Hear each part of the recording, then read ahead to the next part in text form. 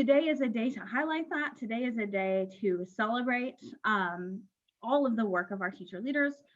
We will have this in two sections. So this morning is our primary teachers. This afternoon we'll highlight our secondary teachers. And we couldn't be more excited to have our teachers share today. You will find a couple of things as we begin. In the chat box, you will have access to today's website and today's Padlet. And I'll walk you through the Padlet here in just a minute so that you know exactly what's happening there. But I wanted you to know that those are in the chat box. We'll continue to share those. Today's overview, we're going to kick it off with just an introduction, making sure that everyone kind of understands the process of our teacher leader cohort. And then we'll jump right into our teacher leader presentations and save the floor for each one of our teacher leaders as they share out. We'll talk through the structure of that in just a moment so that you understand kind of, we'll have some transition time and we'll have time for each teacher later. But without further ado, I just wanted to highlight our Padlet that we are going to use as a community today. It will be used for both our morning session and our afternoon session. And it also has important information for you. You will also see throughout our presentations today, just some highlights from our teacher leaders, just talking about the experience and quotes. So we'll read through those as we move forward because we think it really highlights the work that they've done and just continues the celebration of each one of our teacher leaders. So I'll read this one and then we'll jump right into the Padlet and then we'll talk through the elements of our teacher leader cohort. So it has helped me make connections with others. It has helped us grow as an inclusive team and has brought a light of inclusive practices to the surface and opened many conversations that inclusion is possible. Action, not just words. This has been a wonderful experience and I've grown so much as an educator. We're going to talk a lot about the action part because each one of our teacher leaders have really jumped in and really taken all of the practices and put those into actionable steps locally to just make a tremendous impact for students. I promised to share the Capstone celebration community with each one of you, and this is it. We're utilizing Padlet. If you're not familiar with Padlet, it functions as a bit like a large bulletin board digitally. So what you will see at the top are the headers. We have shared as a project success team our contact information, our role, our background, our expertise as you're reaching out to us. We have also shared all of the resources that we added onto the chat box. So you'll have our website directly to the Capstone celebration. You will have our presentation for today that'll walk you through and have timestamps. I suggest that if you're a timekeeper and you enjoy like knowing what's coming up, this is a great way to walk through that. And we actually have our Capstone action plan that we had each one of our teachers work through. Here at Project Success, we like to leave you with a tool or a resource. And so this was the framework that we used with each one of our teacher leaders as they set up their problem of practice and really made that an actionable Capstone project. Most importantly, you have our teacher leaders' bios and information. So you have a little bit about their role, what their Capstone action project was, their celebration project, as well as their email. And then just some fun facts about each one of our teacher leaders, as this is a day to celebrate and kind of learn about what each one of our leaders are doing locally in their own districts. We encourage you, if you're joining us today, to do the same. So if you would add your introduction and contact here, that would be extremely helpful. And we will make sure that we share that and continue to connect with you as well. Secondly, our questions for teacher leaders. We will have time after each presentation for everyone to ask questions directly to the teacher leaders. However, we will only have up to 5 minutes. So one thing that we would love for you to do is go ahead and add any questions here and or in the chat box so that we can connect with you and that we can help facilitate those questions back to our teacher leaders. And then as always, we have our Summer Institute. So we would love for you to join us and we have information to do so here. So continue to explore the Padlet. I do have just a couple of just quick reminders. If Padlet is new to each one of you, click the plus sign to add to it. If you have a question, just click the plus sign. If you would add the teacher's name in the session title as well as the question, that just helps us know this goes to which team and how we can get those questions answered. I do suggest with everyone being on the Padlet at once to refresh the Padlet just like you would your web page, to refresh it frequently so that you get the most up-to-date information. And then please interact on it, like posts, add to it, ask questions. This is designed to be as interactive as we make it as a team. So use the space, respond to each person, and then make sure you add your attendee interaction and add your bio and information there. All right, so I'm going to pass the mic to Heidi here so that she can talk through just a little bit of an overview of the components of what our teacher leader cohort has been, and then we'll be ready for teacher presentations. Well, good morning. Thank you all for joining. We're so excited to be able to share with about all the hard work our teacher leaders have done. And so to start that process off, at the beginning of last year, we really started with our teachers being able to complete our application. Then they had to complete some assurances for themselves to be committed, as well as their directors or their principal, that they were have a commitment to our teacher leader cohort. They attended monthly meetings. They worked collaboratively with Meredith and myself through their assignments through the teacher playbook, as well as any other assignments we gave. They were definitely, they engaged with each other through each monthly meeting, sharing strategies and sharing information and resources. They also, many of them collaborated with their district during their Capstone experience, or with the information that they learned, they went back and helped with PD with their districts. And then of course, we wrapped it up with this Capstone celebration. So they worked extensively over the last couple of months to culminate to this celebration today, and then they're going to share that with us. So we're really excited about that.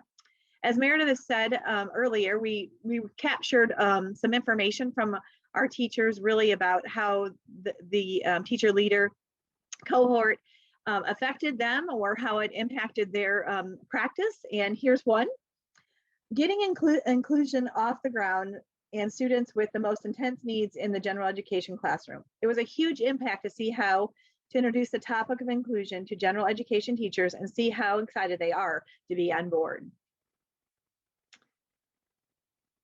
So that is definitely one of their sentiments about the teacher leader. So our mission for the teacher leader cohort was, or is, the mission of the Project Success Teacher Leader Cohort is to provide teachers of students with significant intellectual disabilities a year-long opportunity to develop skills and instructional strategies in order to gain skills to implement best practices in the classroom and build their leadership capacities. Teachers will have the opportunity to collaborate with a cohort of teachers from across the state to gain knowledge, skills, and expertise to share lessons learned with the new teachers, colleagues, and their local districts. Project Success will provide all the cohort teachers with a combination of on-site professional development, well, COVID didn't help us with that this year, and online collaboration using the Playbook platform, and support in completing a personalized Capstone celebration project. So we were able to meet monthly, but we weren't able to meet face-to-face. So we did meet virtually, and we're able to use the Playbook platform. So some topics that we talked about this year, we really started out with the foundational piece of getting our teachers acclimated to the Playbook platform. So we demoed that. And then, just like if you've been with Project Success for a long time, it's really setting that foundational practice in place and then building upon that. So we started out with talking about high expectations and growth mindset for students with significant intellectual disabilities. And then we moved on sequentially in what we would lay out in a PD formation. So then we moved on to inclusive learning environments for students with significant disabilities. We moved on then to content knowledge, aligning those content connectors and curriculum mapping. And then we had some PD about assessment for students with significant disabilities. And then we wrapped it up with collaboration. And embedded in all of our monthly meetings, we not only had content, we also talked about our Capstone celebration, really helped our teachers think about what was a good Capstone project and something for them to work on that would be beneficial to their actual classroom practice as well as their practice in their district. So here is kind of a visual of what our teacher cohort monthly structure looked like. So monthly we had professional development. Like I said, we really talked about the content that I just shared with you. And we had time for teacher leaders to collaborate with each other and share resources and experiences and strategies. We had individual check-ins if needed for playbook, or we reflected back on the teacher's work in the playbook. And then there was collaboration with their local leadership when they were working on their Capstone project, and to check in with their local administrators. All right. So without further ado, we have just a couple of minutes. So if there are questions about the process, go on ahead and add those into the Padlet, and Heidi and I will monitor that. Yep. And we will just kind of go over just some participation aspects as we think through how our teacher leaders will share. So just another quote, and I think the biggest piece about this is that feeling of validation as we're working to do what's best for students. That we know that these strategies and these topics that we've talked about are challenging, and we have to help support other teachers in that process. And that's precisely what our teacher leaders did with every concept, with every opportunity, with every topic that was provided. They looked through it through a lens of how does this support my classroom, but more importantly, how can I take this back and teach and support other educators in my building? How do I take this out? When we're talking about high expectations, every one of our teacher leaders have that as a foundational piece, but knowing the content from a teacher perspective to be able to share that as a leader within the district is really important. One structure that we used as we were setting up the Capstone projects was each one of our teachers went through this action plan, and we just wanted to share that with you. If you have questions, please reach out to Heidi or I, and we would be happy to share that process with you and how we set those up. So we're going to jump into our teacher leader presentations. We're going to save the floor for them. Each one of our teacher leaders will have 15 minutes to share. Presentations will range from about 10 to 15 minutes. And then we will hold space for about 3 to 5 minutes for you to ask questions. And this could be teacher leader to teacher leader. This could be accolades also. Please make sure that you're complimenting our teacher leaders as well, because they've worked really hard on this. But if you have other questions, we will have you be able to ask those here just as in this space, orally and out loud. As our teacher leaders are presenting, we do ask that you mute your microphone. We understand we're all in either home environments or school environments, and sometimes there's background noise. So we're gonna mute our microphone during the presentations, and we're gonna remain off camera during that time because our teacher leaders will be sharing their presentations, and we wanna make sure we have full capacity for them to share. So just during the presentations, we ask that you turn off your cameras. Once we get to the questions, please turn on your camera so we can ask those questions in a more personal environment there. Don't forget the Padlet, ask questions there as well. And then Ashley Quick on the Project Success team will be our time facilitator today. So you may hear a voice in the cloud saying 5 more minutes or 2 more minutes. Just know that that is so that we can be equitable to all of our teacher leaders to have time to share their projects. So you may hear the voice in the cloud just saying sometime that is precisely what it is. It's just so that we have allocation of time for each of our teacher leaders. So you will also see 5-minute transitions between each of our teacher leaders as they present. So after Christine, Jennifer, and Mandy finish presenting, we'll have 5 minutes before Heather and Michelle present. We built that in so our teacher leaders have time to pull up their presentation and share their desktop, but also so you have time to check a quick email, think through the next question, and knowing that we don't have a specific break here. So as adult learners, we take care of whatever we need to when we need to. So feel free to use those 5 minutes between each presentation to do that. All right.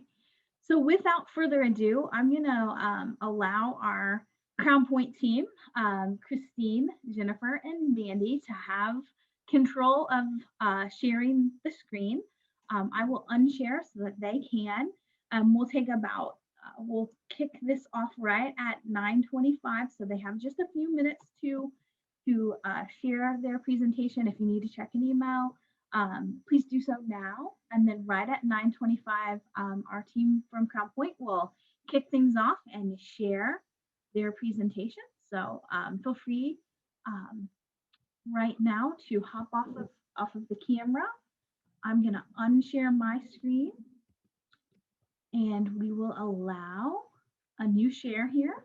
And then Christine, Mandy, or Jennifer, feel free to take over my screen, or if you need me to give you access, I can do that.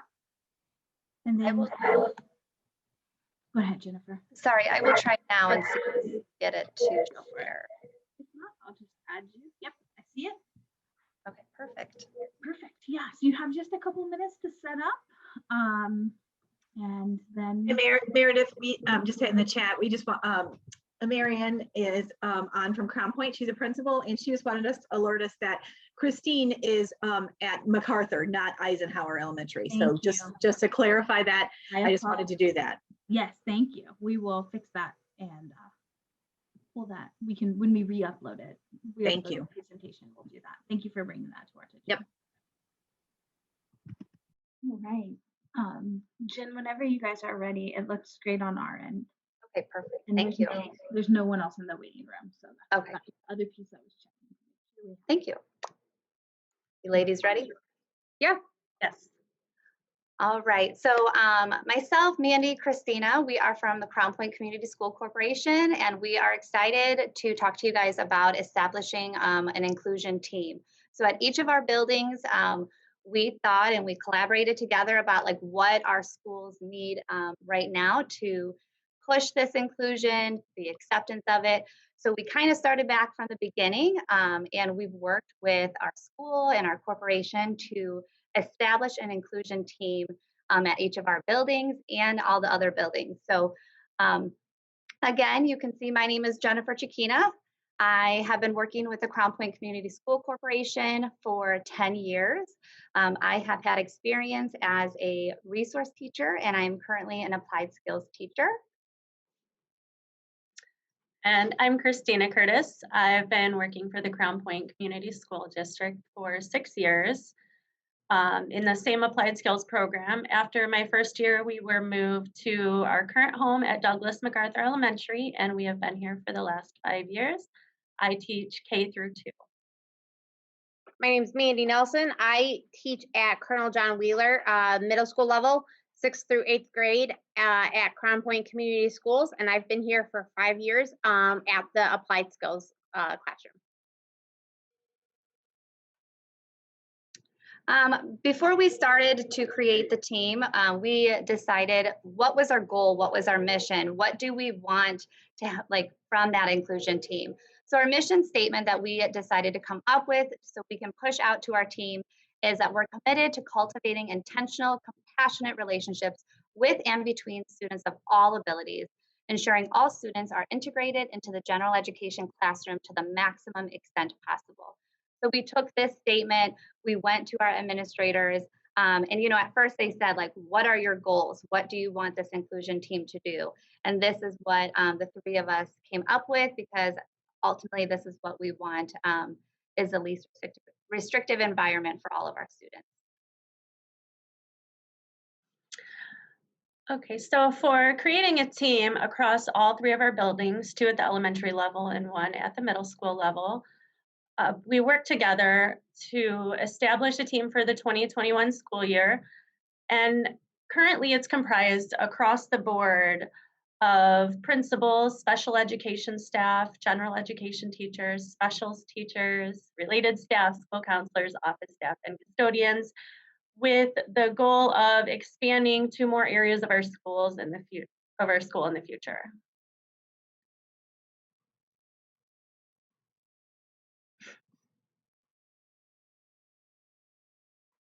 So when we began with the topic of inclusion in each of our buildings, we knew we had to have the administration on board. So we had them fill out an assessment to see how comfortable they were with inclusion, how much they thought that their buildings were already doing inclusion.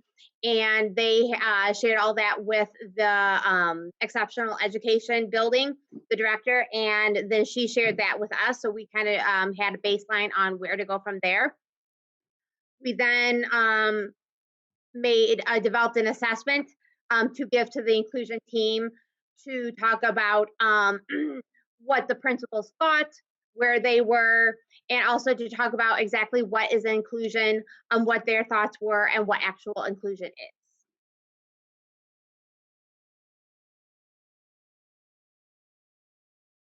So once we all established our team for within each of our buildings, we decided what do we need to do first. So we created a survey that the three of us pushed out to our buildings. We really wanted to gauge where each of the buildings were in terms of inclusion, how comfortable they are, what questions do they have. The survey was given to collect the input. We wanted them to have a voice, but it was also anonymous. So if some teachers had a question or they were saying, I have not had much PD on this, we wanted that opportunity to give to all of the teachers and staff. So the survey went out to everybody, and we got a lot of results back from that survey.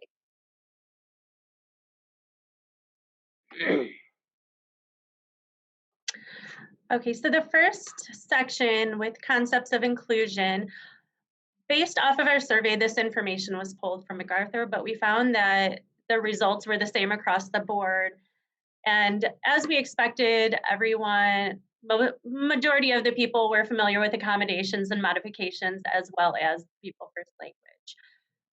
So after evaluating all of our results, we observed that professional development is one of the areas that we really need to focus on for professional development is content connectors, followed by universal design of learning. We also wanted to know how comfortable everyone felt. And again, all the staff, the custodial staff, the office staff, and the teachers, not just the teachers, but how comfortable are they having those students with the most significant needs in the classroom, out in like the general ed hallways, and just intermingling amongst their own peers, with or without a staff member with them. And for the most part, we found, now this came from Wheeler, but the numbers were pretty much the same across the board for all three buildings.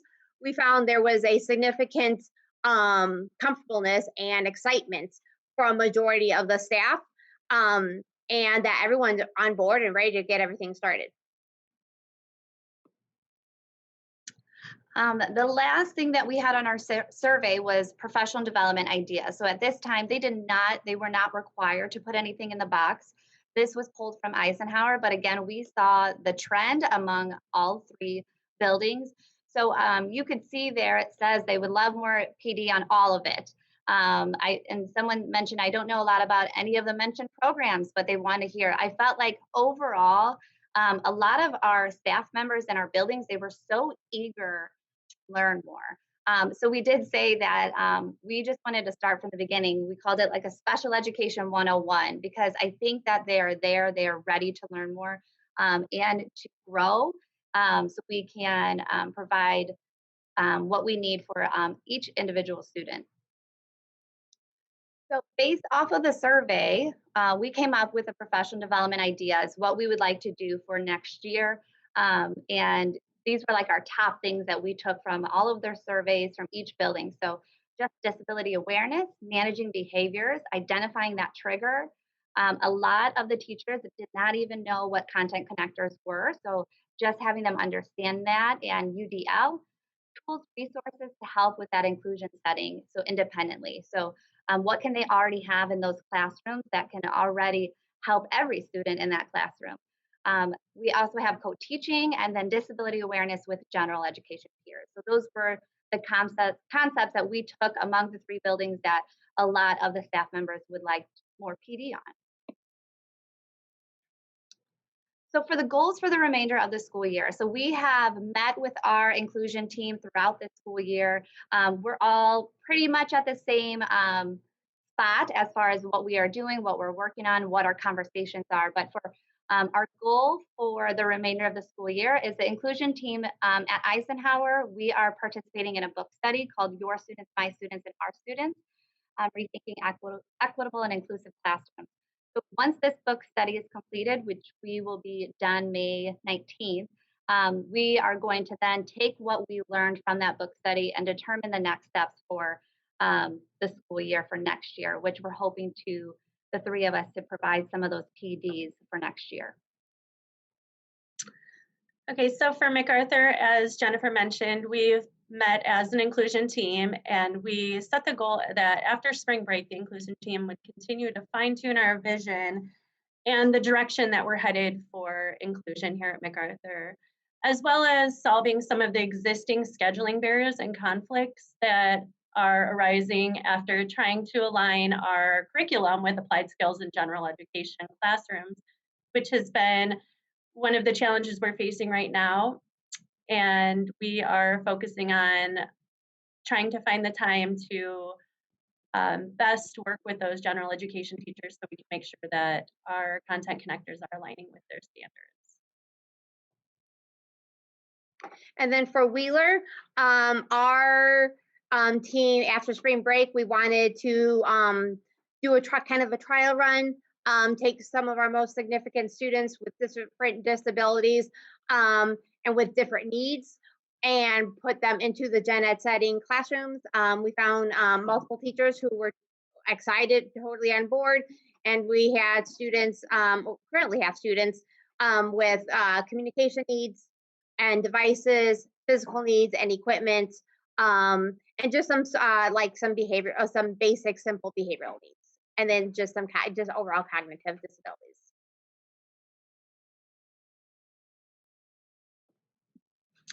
Okay, and as a team, we collaborated together and looked at our goals for 2021 to 2022, and we were pretty much all on the same page of where we need to head.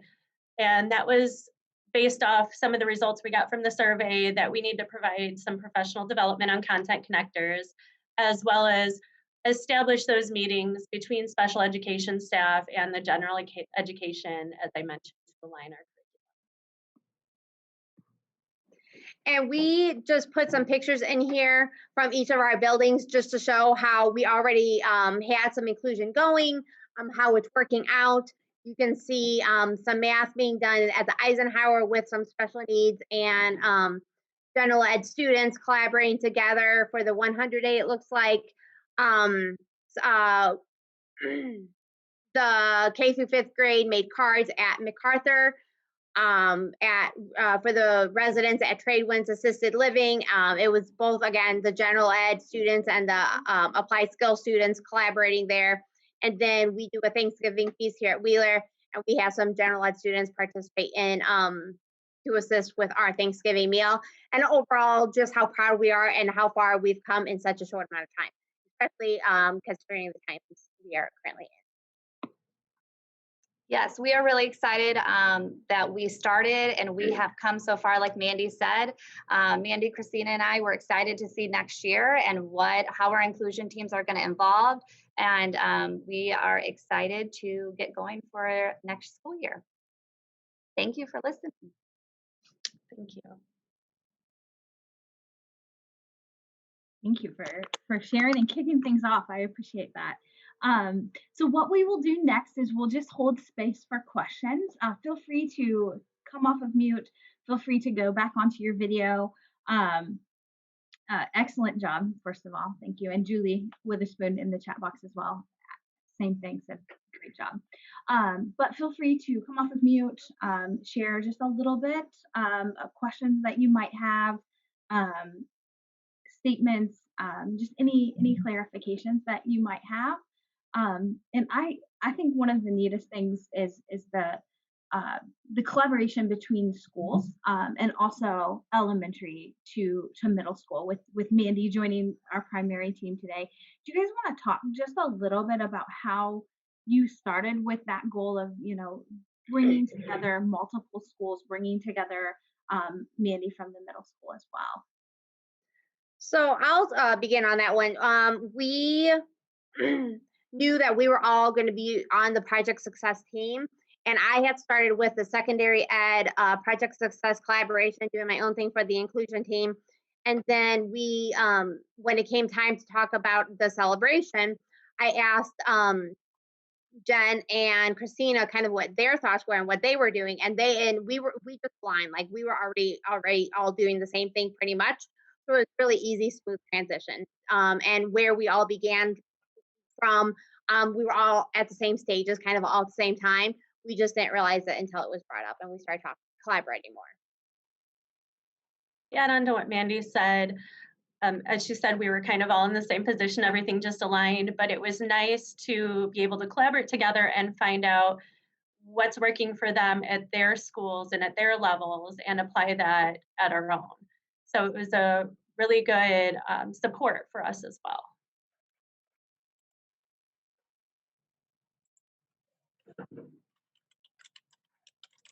I think you guys did an awesome job. Thank you. Thank you. What other questions? Feel free to add it to the chat box too if you would prefer not to unmute. And we can go that way. And as people are thinking of questions, Jen, especially, I know you all three took lead, working with Heather Pascas, who's on as your director, to look through your inclusive practices survey. Can you talk a little bit about how you rolled that out? Because I know even just amongst our conversations as a teacher leader cohort, that has been just an interest across multiple districts. Yeah, sure. How you rolled it out, how you communicated it, things like that. Yeah, so I know every principal in Crown Point Corporation, they were given this inclusive assessment to look at, to reflect on, and then they met with the directors to talk about their goals and their reflection piece on that assessment. So once I know the principals did that, they rolled it out, I believe, to Mandy, Christina, and myself, and wanted us to look at it, wanted our opinion to look through it. And then how we rolled it out was we then gave it to our inclusion team, had our inclusion team look through it. And, there's different sections in that inclusive assessment. So as our inclusion team, we kind of looked at like, hey, what are we doing really well? What's happening here at Eisenhower? And then what some of the spots that we were like, wait a minute, we may not have thought about, or the family collaboration piece. Obviously this year, because of COVID, that piece is very difficult to connect. But what can we do? What can we do for the remainder of the year as far as next year? So once the inclusion team looked at that assessment, I know for our building, we also took it. The inclusion team, we're passionate, we're ready to go, we're ready to change the world, right? But I feel like we also wanted another team to look at it. So we took it to our leadership team, which has a whole nother, lens on. So we just looked at that. We really decided what we wanted to do from that assessment piece, because there's so many good things in there, which we want to just chunk it to see what we can do manageable and then continue on. Okay, this is what we do. This is how comfortable we are. Let's add this on. So I know that's how Eisenhower did it. And then we did talk about it as whole staff meeting as well. I think Mandy, Christina, was that similar to your buildings as well? Yes. Okay. Yes.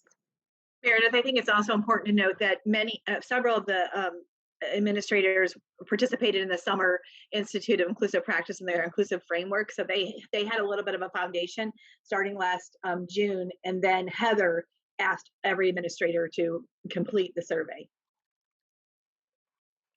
You want to share something, Heather? Yeah, I just want to jump in. Sorry, I'm on the floor in the high school, so there's an echo. There's just a lot going on here. Hey, it's all you. First of all, kudos to these three ladies from Crown Point. This has been extra work, but work of the heart.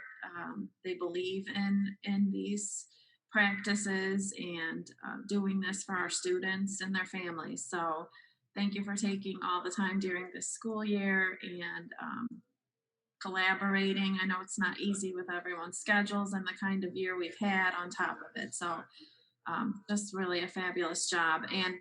And I think what's important is when we did the inclusion assessment the first time around with principals, and Marion is here, she's one of our principals, she would agree to this. The first push out of that assessment, I think it was a real kind of look in the mirror moment. What are we doing?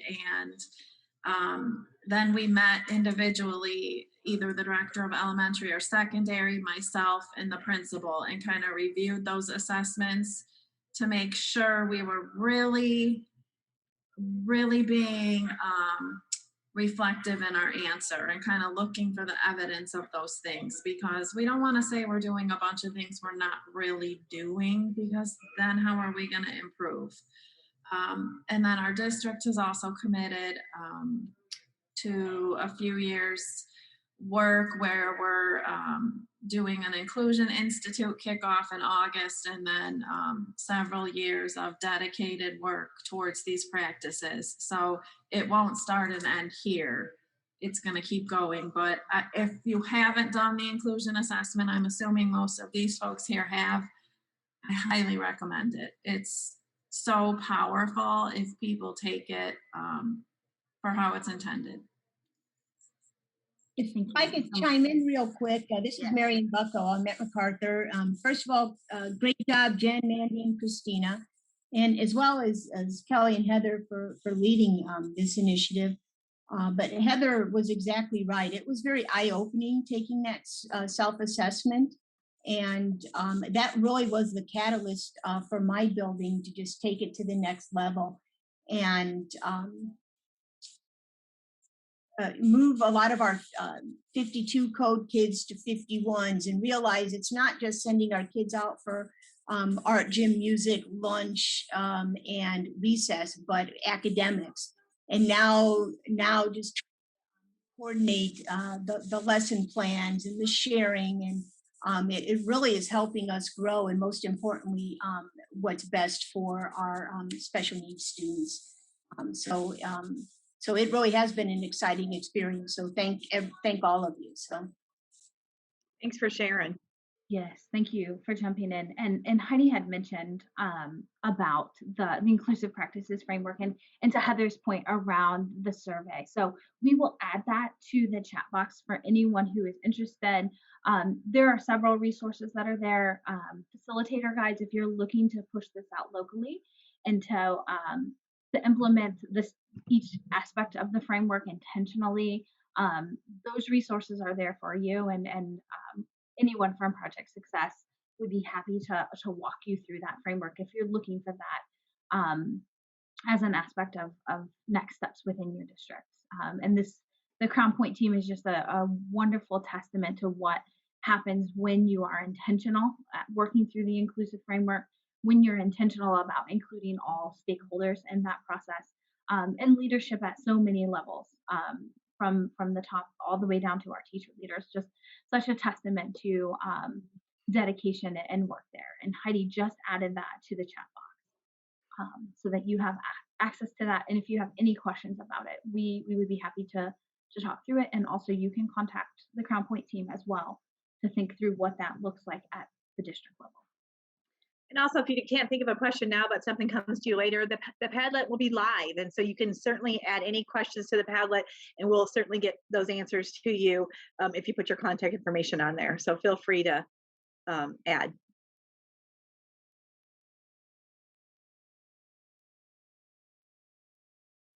Absolutely. Okay. So if there are other questions, please feel free to add it to the chat box, add it to the Padlet, interrupt me. But we are going to go on ahead and give space for Heather and Michelle from Penn Harris Madison School Corporation to share their presentation. So we'll give just a couple minutes for Heather and Michelle to jump in and share. And in just a moment, we'll have everyone go onto mute and off camera so that Michelle and Heather can have the stage. And thank you, Crown Point. You did a phenomenal job and just such a great kickoff. So thank you all so much.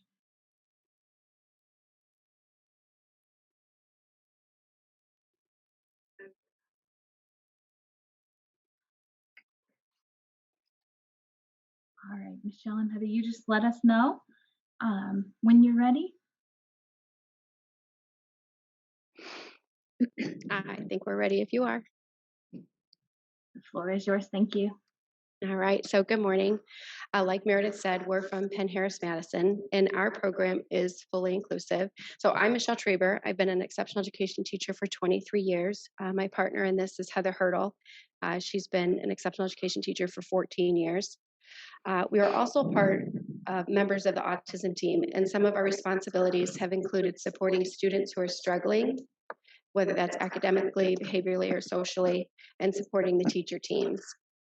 So as part of this role, we put together an easy-to-use toolkit that will support all students and hopefully lend itself to encourage teachers to set up their classrooms so that supports and accommodations are embedded and not looked at as something different in classrooms. So the toolkit will help support new teachers, support students, but also help us in our role of what teachers have needed this year. So for this presentation, we're going to talk more about why we put what's in the toolkit. If our audience were the new educators, we would go through the toolkit itself with them. So we start the toolkit with a visual and some thoughts that we would want all educators to be mindful of. The visual supports that fair is not always equal. We know we don't all need the same supports to be successful, but having the right supports for each student is key. This is sometimes hard for people to understand and believe in, but we feel strongly that teams need to understand why we may be giving the student who's doing the least amount of work a break, or why the student who can't sit still gets the fidget or the bouncy chair. Fair is not always equal, but it's giving every student what they need.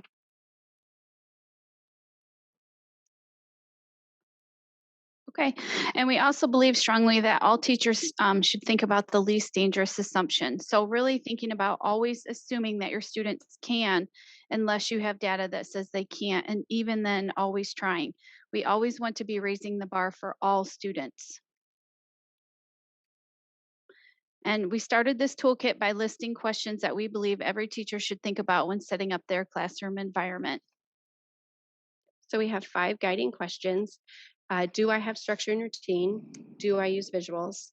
Is my verbal communication effective? How do I present academic tasks? And what is my classroom environment? And then the following is a guide to help answer all of these questions. So our first guiding question is, do I have structure and routine? So we believe this is important to include because having a predictable structure and routine creates a safe environment for students. We all know structure increases student comfort levels because then they know what's expected of them. Routines help create smoother transitions between activities and therefore allow for fewer disruptions. The following slides include some tips and tools on how to put structure and routines into your classroom. If someone else walked into my classroom, would they know what's happening? Would they know what's next? We provided some visual examples along with some links.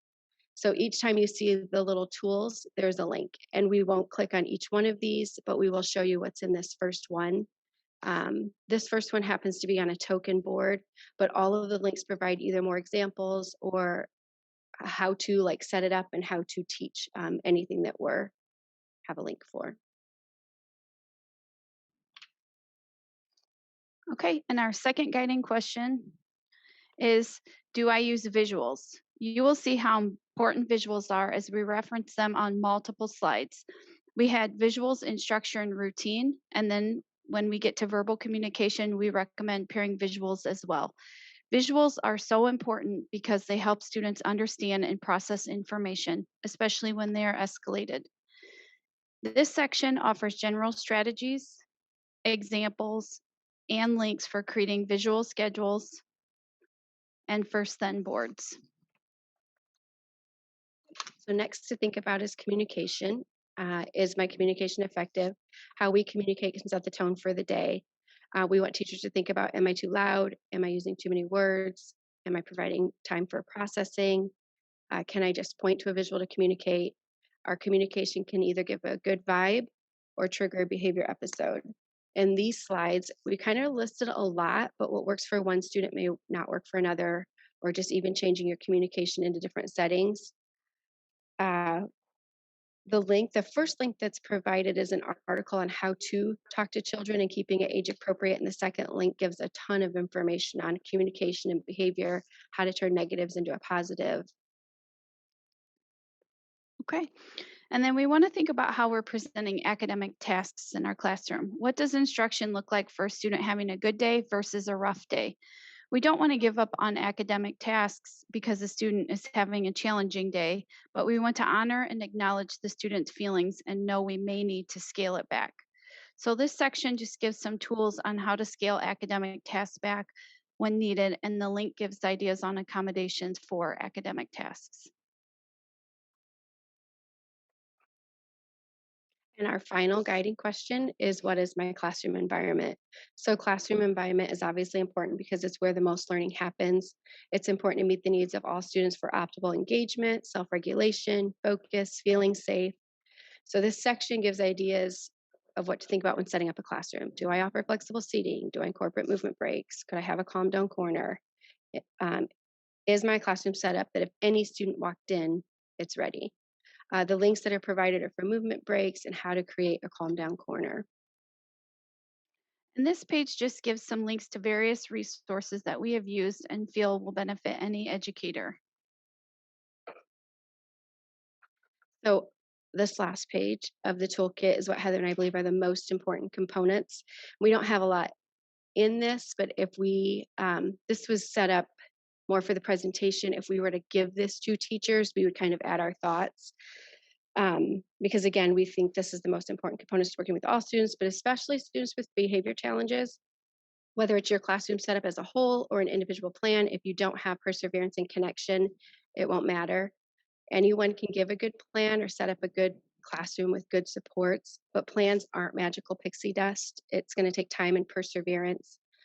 Just remembering persevering through continued challenges, persevering through extinction bursts. It could get worse before it gets better.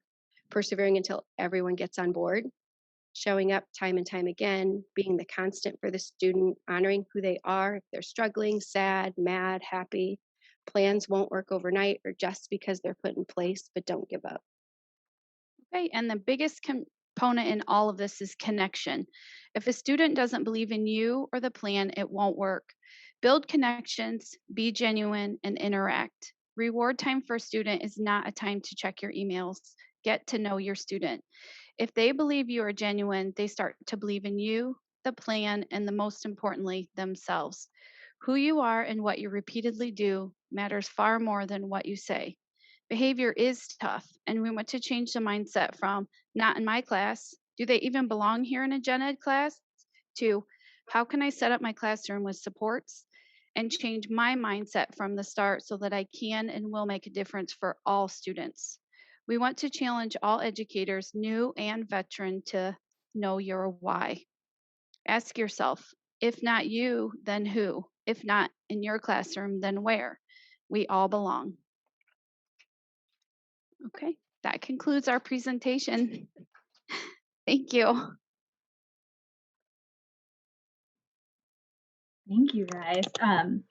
There's so much to love about these strategies, but one thing that I think is so essential is that you provide so many strategies that align to different functions of behavior, so that teachers can be proactive, but they also can be intentional about the alignment of here's the why, here's the function of the behavior, and here is a strategy to align to that, with multiple options that kind of fit underneath that category. So kudos to that. That is such an essential piece, and such a piece that can be aligned for students with identified behaviors, but just proactive strategies to support all students. So kudos for that. That's really, really phenomenal. So thank you for sharing that. Thank you. What we will do next is we'll open it up. You may go off of mute. You may come back onto camera.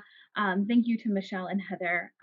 I know how passionate both of you are on this topic, and the role that you play within your district is so essential in how you're supporting teachers. And I know it takes that perseverance was added with attention at the end, and we've talked about it a lot within this teacher leader cohort. Do you want to talk, as people are thinking through questions, do you want to talk a little bit about how you provide that perseverance as you're supporting gen ed teachers who maybe on different levels of accepting the plan? So some that are quick to accept, and then others we know might be hesitant or may not understand that it takes weeks to help implement the plan. Can you talk a little bit about your strategies and that aspect? Sure. I mean, I guess that really changes with each different situation that we've went into. Heck, it takes weeks. Sometimes it may take an entire year for a plan to work if the behavior is really challenging. But I think we have kind of like either weekly or bi-weekly staffings or just constant communication with teachers.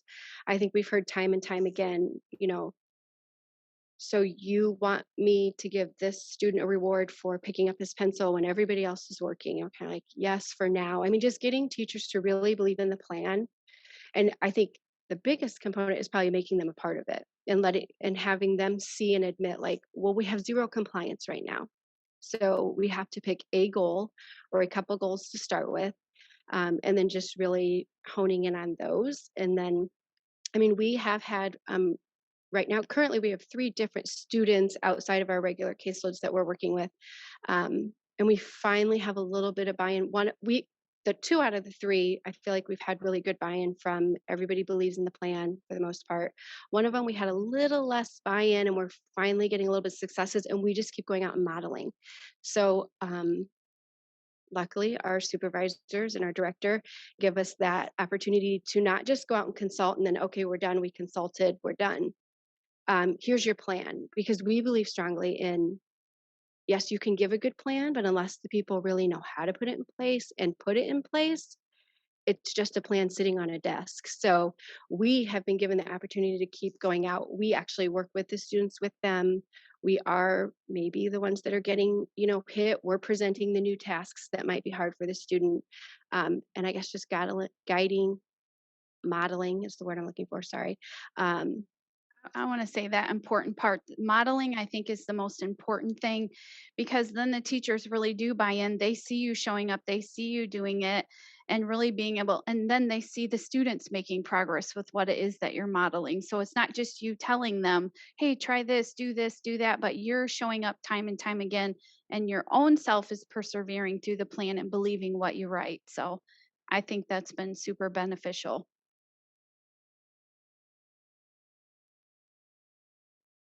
I added the Padlet to the chat box. Feel free to add questions there and also ask out loud. Thank you both for answering that question. And I neglected to mention in the beginning. So on our website, every single teacher leader's presentation is up there. So Heather and Michelle's links are there, the presentation with those live links in there. So you can look through that and look at what that would look like in your own district for alignment. So kudos to our teacher leaders for being so willing to share all of this information as well, with all of that, very important links and strategies as well. Do you guys want to talk just a moment to share just a success story? I know you guys have several, and we know that sometimes those success stories are those extremely small things, like the example Michelle mentioned about the pencil and rewarding that. But really thinking about a success story, because we know as we focus on communication and behavior, academics thrive, right? We allow a space for students to have access in that way. Can you guys share just small wins that you guys have experienced as a team? Do you want me to go? I will. I think, well, there's a million successes. And I think that sometimes it's not about the huge successes that you see over long term. It's the daily successes that, I mean, I can say for me, that's what keeps me going. I mean, especially being on this team this year, I'm so grateful for that. And, you know, you start off with a student and you're like, oh my gosh, they're doing this. And you start to go in, and honestly, we use what's on our toolkit. We look around, what's the work they're doing? Are visuals in place? You know, how's the classroom set up? And sometimes you might see, gosh, this student and the work they're doing isn't even meaningful to them. So setting up work that is meaningful, that you're challenging the student and daily moving forward for that student. So that would be a huge success for me. Yeah, I think if I'm thinking student wise, just yesterday we got an email from one of our teams saying that we had a student that when we started out, we probably had daily incidences of some behavior episodes, maybe not in class as much as we'd wanted. And we got an email yesterday that they went from not like refusing to go into music to they were in there for 25 minutes. And then on another student at another school, I think it was Monday, we got an email from the school psych saying, have you looked at the behavior data? We went from multiple episodes a day. I don't even want to say this out loud, but we're on day 5 of earning every reward all day, not having any challenges. So those small successes, I think we've been doing this, a couple of these for months. So like when we say persevere, we mean persevere. Like this doesn't happen just because we put this paper in place. Oh, the autism team came out, everything's going to be great. No, it's persevering, believing in it, using those visuals. I mean, some of the frustrating, yesterday we went to a different one and the student ended up not being in the class and they're supposed to be, and Heather and I looked at her, we're like, well, where's the visual schedule? Oh, let's find that. So it's us just kind of showing up, and not just us showing up, it's them remembering, the teams remembering to believe in the plan. Where are the visuals? Where's, say what you mean, where's the work that's meaningful, like Heather said. So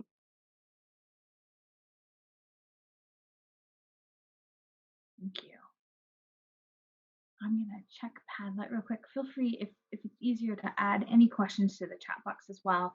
Heidi has added the presentation, so you'll have access to Heather and Michelle's and everyone's presentation so that you can look through those, that you can have links and kind of share those pieces.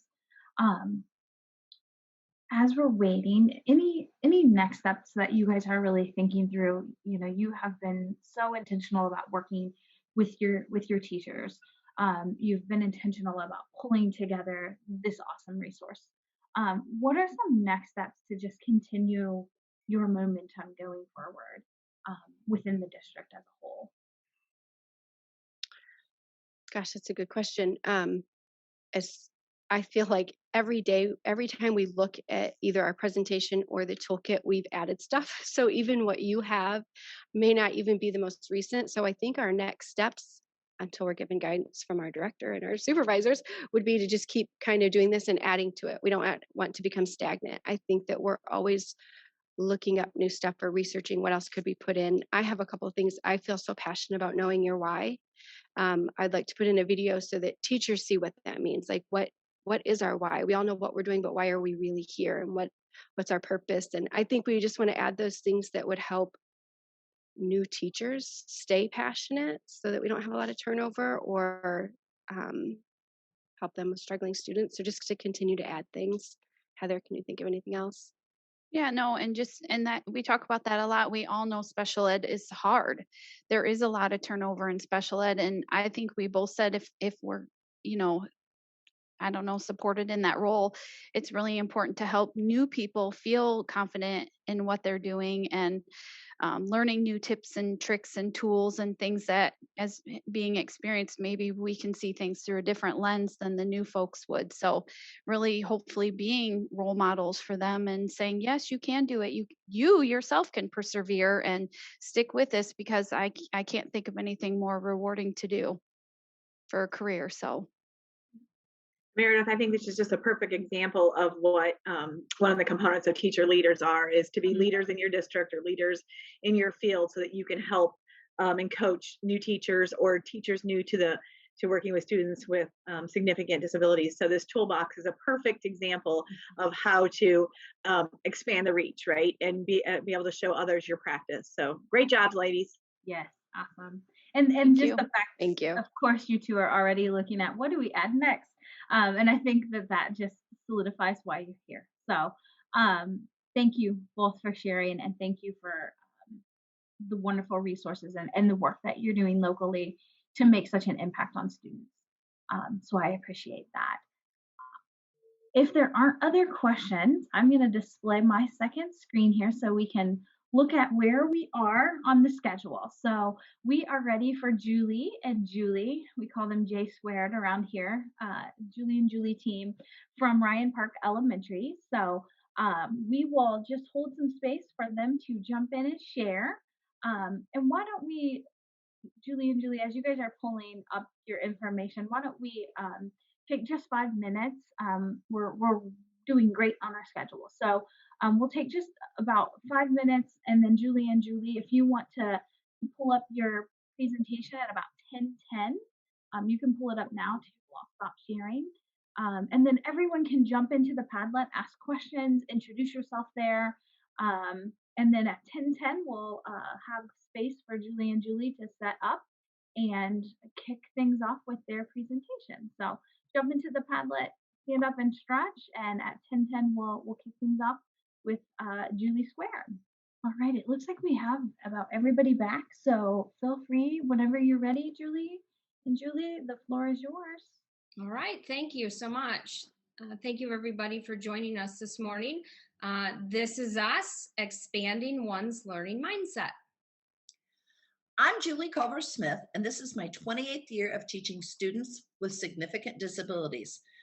Although the title on my door has changed through the years, my passion for inclusion and co-teaching classrooms has not. Every story has a beginning, and this is where This Is Us began. I started my student teaching in the fall of 1992, just a few years ago. And when I walked into my assigned classroom, it was a kindergarten classroom, I had 60 little beady eyes looking at me. That wasn't nerve-wracking enough, but then my supervising teacher came over and said, Julie, I have 5 students in this classroom that are on my caseload. Your first task is to find each and every one of them. Well, by the end of the day, I still wouldn't have bet on student number 5. So flash forward to 2017. I decided I was ready to make a change. I needed something different, and I needed to get back to my roots and why I started teaching in the first place. And so I approached Julie. And I'm Julie Witherspoon. I've been teaching first grade now, well, let's say for many years. And I was ready to expand my horizons and step outside that box for a new challenge. I did not have to step too far outside that box as I had begun my career in special education. So for me, it was a no-brainer. This sounded like a great idea, and it meets my philosophy of what's best for all kids. So, I want you to take a moment and just think about this question. Where do I see my inclusive mindset? Julie encouraged me to expand my mindset and step outside that box. What would your mindset be if Julie had asked you?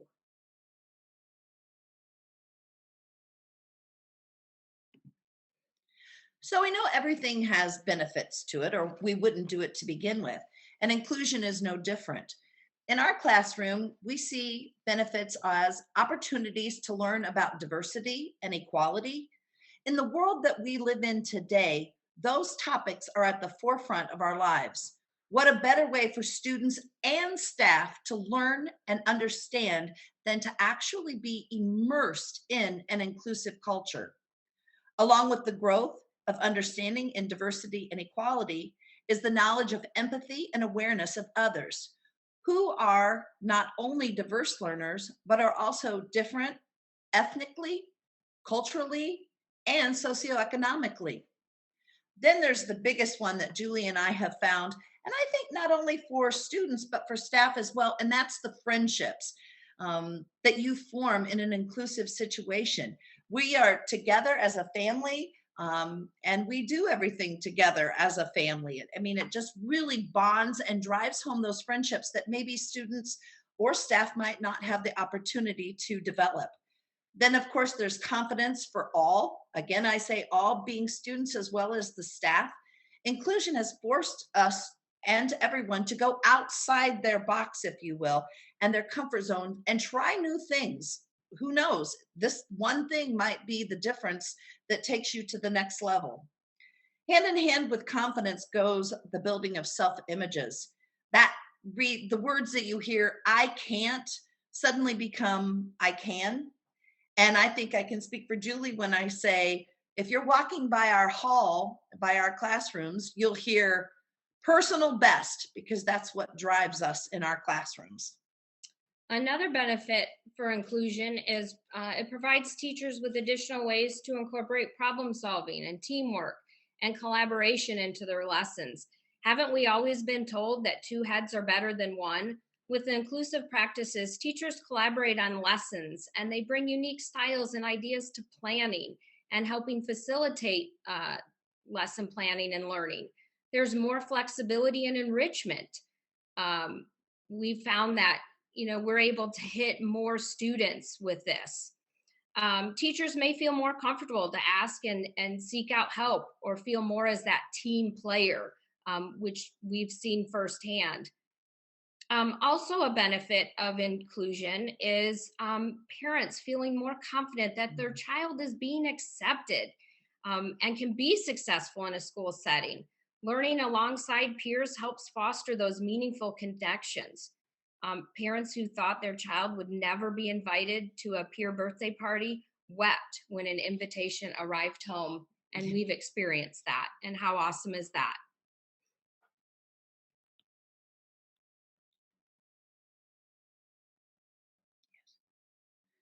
So now we're going to talk to you a little bit about what Julie and I coined the phrase, expanding our inclusive mindset trifecta. We have a picture of a triangle before you, and the reason we chose a triangle shape is because we feel there are three pillars or sides that make inclusion successful in expanding one's mindset. You have the least dangerous assumption, obviously. Then you have universal design for learning, as well as empowered educators. Now, each three of these sides are important, but at any given time, even within our classroom, at any time, it might shift and change, and that triangle might become more obtuse. Say we're going to use least dangerous assumption, or we're going to lean a little bit harder on universal design learning. So that triangle could become an acute triangle. It may become a right triangle at any given time. But the key, we believe, to expanding that inclusive mindset is that you must have all three components of the trifecta. You have to have the least dangerous assumption. We all will learn and progress and succeed at our own pace. At UDL helps give all students that equal opportunity to succeed. The goal is to use a variety of teaching methods to remove those barriers to learning, and gives all students equal opportunity to succeed. And it's about building in that flexibility that can be adjusted for every student's strengths and every student's needs. So now to talk about empowered educators, we're going to refer back up to our very first slide, because they say a picture is worth 1,000 words. And I'm going to specifically talk about the picture where the three students and the one adult are working together. The students are working on a writing assignment, and the boy that's in the forefront of the picture is watching on and kind of encouraging the one little boy who's standing up beside the adult to work on what we call the yellow brick road. So when students have difficulty writing or putting their thoughts out on paper, we will write it, or an adult or an empowered educator, and in this case it's a student, will write it in a yellow highlighter, and then the young little boy who's sitting down, he actually will take his pencil and go over that highlighted road. So again, the boy in the forefront is really kind of encouraging the student who's standing, who also has a significant disability, working together. So in this picture, what most people would see would be an educator really turns out to be 4 educators, and they're all working to make sure that child succeeds.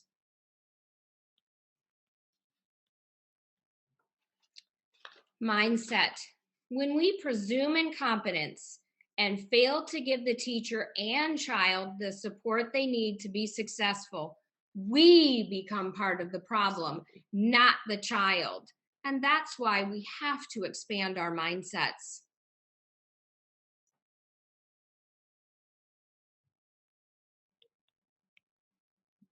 Okay, when you look at this slide, you see some bowling pins, and you see that ball shooting for those pins, trying to knock down as many pins as possible. But what does this have to do with teaching and learning?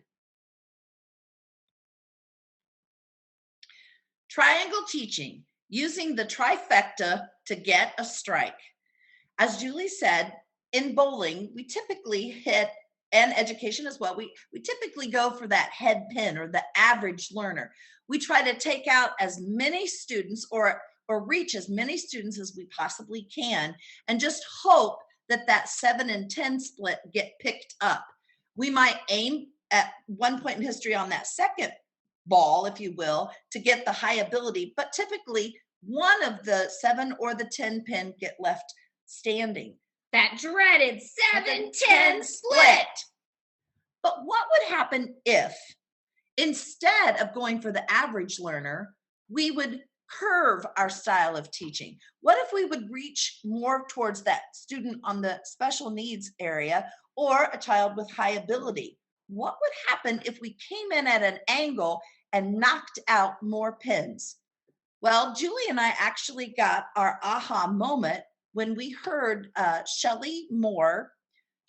When she made this video, she was a grad student for the University of British Columbia, and she has several videos, and we would encourage you to go look at the videos in our presentation. But the 7-10 split specifically was our aha moment. It sure was. As you can see, our shirts actually have come because of this video.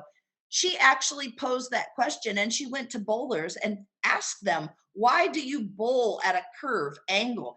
And the very reason they said was so that they could knock out more pins and hopefully get both the 7 and the 10 pin to fall. And so then she related it back to education. And when we found this, we were both like, well, that makes sense. So it has kind of become our philosophy: head that 7-10 split and take out as many kids as you can and reach them and take them to their next level of learning.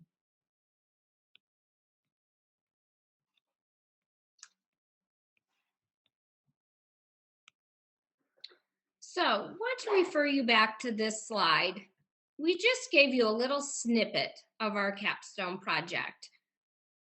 But have we given you something to think about? I want you to take a moment again and just ask yourself, where do you see your inclusive mindset? Have we expanded your learning mindset? How would you answer the question now if Julie came knocking on your door?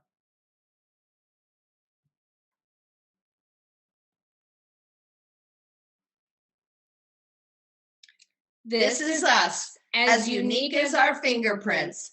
This is us, making our inclusive mark on the world, one print at a time.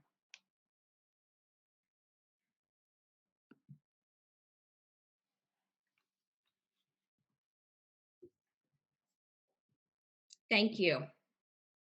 Thank you so much. That was amazing. So thank you. And show us your shirts real quick. When you were presenting, we could only see, okay, so the 7-10 split, perfect. Okay. And came themed, awesome. So thank you guys. There's a couple of questions, but I did add your guiding question in the chat box. So I wanted you all to know that question is there so that each one of us can be reflecting on that question of where we see ourselves within the inclusive network and that mindset. Yes. I also wanted to mention you all included so many videos and then just an incredible interview with your principal, Amy, as well as just some videos of your students in action and really making this this come to life. So I wanted to let everyone know on the website is the presentation with the links within, as well as the links below calling each one out, so that you can check out this journey as it continues to move forward. So speaking of that, do you want to talk just a little bit about what you guys had a very remarkable meeting this week with your teams, as you guys are really, it started with Julie, to Julie, and then now you've created that inclusive team, and building that inclusive team through the framework. Do you guys want to talk just a little bit about what that process is looking like and really where you're taking it next? Because I think that's so important. Absolutely. So through our work with Project Success this year, we started building a team on paper. Who would we ask? Who did we feel could bring their knowledge to the team? Everybody can bring knowledge to the team, but to get us going, who would be a good leader? So Julia and I kind of sat down and scratched out some names, and then we took it to our principal, Amy Haben, and Amy kind of agreed with most of the people that we had put on our team. She made us think even outside of our box. Well, what about somebody from, looking at general ed's support staff, specials teachers, we often call them. Well, we hadn't thought about that. So another big person that we thought was important to join were parents. Yes. And so we actually had a meeting this past week of all of our team. We are just in the beginning stages. If you haven't figured out, Julie and I tend to be people that have to have a theme, and we love to eat, right? Chocolate especially. So we decided that Reese's Peanut Butter Cups, because after all, it's two great tastes that taste great together. And there's no wrong way to eat a Reese's. And no wrong way to do inclusion. So we've had our first meeting, and Julie and I we gave our journey where we're at now, and we were kind of waiting for the team to maybe take over, and we hadn't come up with we just said, we'll throw out a few dates and we'll get together maybe. And Kathy Barr, one of our, she's the director of special education for MSD Steuben, and she said, well, let's just pick a date. And so that meant words to us, because, we felt they were, is excited and ready to get the ball rolling, and that's definitely what we want to see happen. And our next step is to kind of create Julie and I had our vision, but now it's to get that school building vision going. It's so exciting. Yes. And absolutely that vision between the two of you that you guys hold as the empowered educators in your trifecta, but how do we expand that, and how do you onboard the rest of the team to be encouraging of that, and then to message that across the building and across classrooms? So such an important time as you guys are thinking through what this vision is, and included this team, and then knowing what the impact is going to be as you implement and roll out these next steps. And you guys are, as always, when we have conversations between the three of us, we know that there are going to be hiccups. There are going to be times that we have to go back to the drawing board. There are going to be times when it's hard work, but keeping that why, keeping that trifecta in front of us has been kind of the momentum that is needed to propel forward. Absolutely. Yeah. And I also think, Meredith, a key thing that we have to remember is the word grace. We like you said, we're going to learn from our miscomings or shortfalls or whatever you want to say, and give yourself grace. And believe you me, we had to work through that. And it's okay. And I think that's one of the biggest things that we want to push out. Right. Is grace. Yeah, absolutely. And I should add too, Julie had a student teacher this year as well. So what an incredible model for our future and our pre-service teachers as well. I think that was something to be highlighted, to be able to work as a student teacher in that type of collaborative environment that really is embracing that inclusive framework as well. So, and she was able to join a few of our teacher leader trainings as well. So that was wonderful to have everyone together. So other questions, I'm going to pull up the Padlet here. I minimized it here, so we'll get that pulled up, make sure there aren't any other questions, but the chat box is open. As you may always interrupt me to ask. Well, there was a question about the 710 split shirts for sale. Amazon. We actually got them on Amazon. There you go. See, proving once again, Amazon has just about everything. They have everything. Perfect. So there you go. Awesome. So if there are other questions, we will keep it open. If not, thank you both for jumping in and sharing. Again, all the presentations are up on the website and available to you so that you can access those. And all of the contact information, all of our teachers who have shared today, their information is on the Padlet. You can reach out. I don't think anyone would shy away from a conversation or an opportunity to teach the concepts and the skills that they have really implemented from all the sites that share today. So feel free to reach out as well. All right, thank you both. Thank you. We appreciate you jumping in and sharing today. All right, so Leslie and Amy from Lake Central are going to share next with another conversation around inclusion. So I am going to let the two of them share today. Amy or Leslie, whomever is going to share, you can jump in there and grab hold of controls here.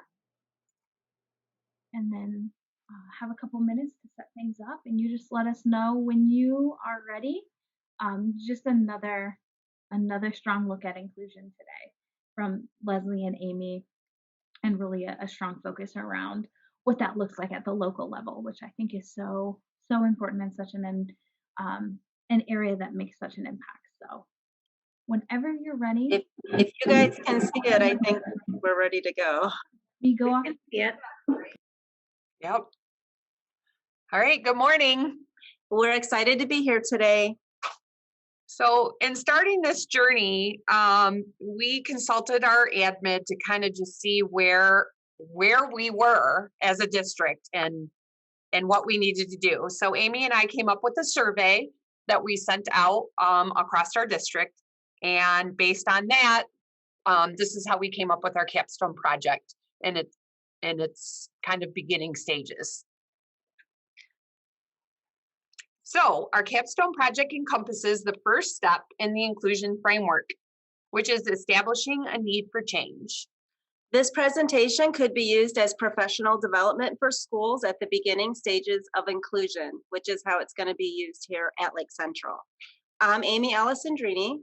And I'm Leslie Heinrichsen. And we are here to walk you through what inclusion is and why it is important.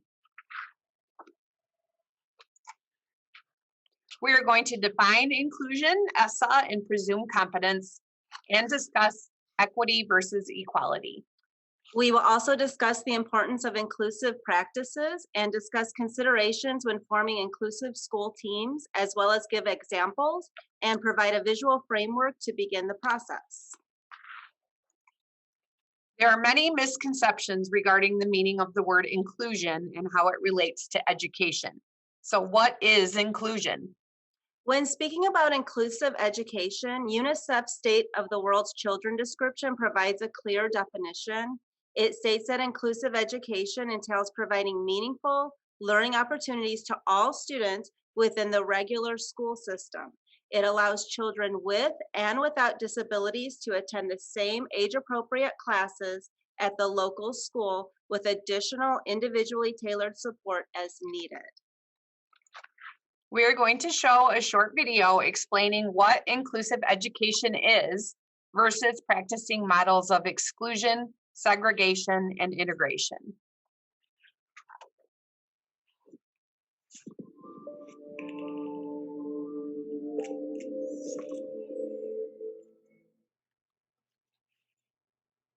So what about other terms like exclusion, segregation, and integration. What do these mean? And how are they different to inclusive education? Exclusion is when students are denied access to education. Exclusion can be direct, where a school refuses or cancels a student's enrolment, or it can be indirect, and this is sometimes known as gatekeeping. Segregation is when students are provided education in a separate environment to their peers. Examples of segregated education include special schools or classes that are only for certain students, or when students with disability are taught in the same classroom as their peers, but in a separate space using different resources. Integration is when students with disability are placed in existing mainstream classrooms, but no adjustments take place. This means the student must adapt or change, but the classroom, teaching practices, and assessment tasks remain the same. Remember, genuine inclusion occurs when all children are educated in regular classrooms in their local school alongside their same age peers, with adjustments to curriculum, instruction, assessment, and the environment. It is important that we can identify the differences in these practices to help us successfully implement genuine, inclusive education.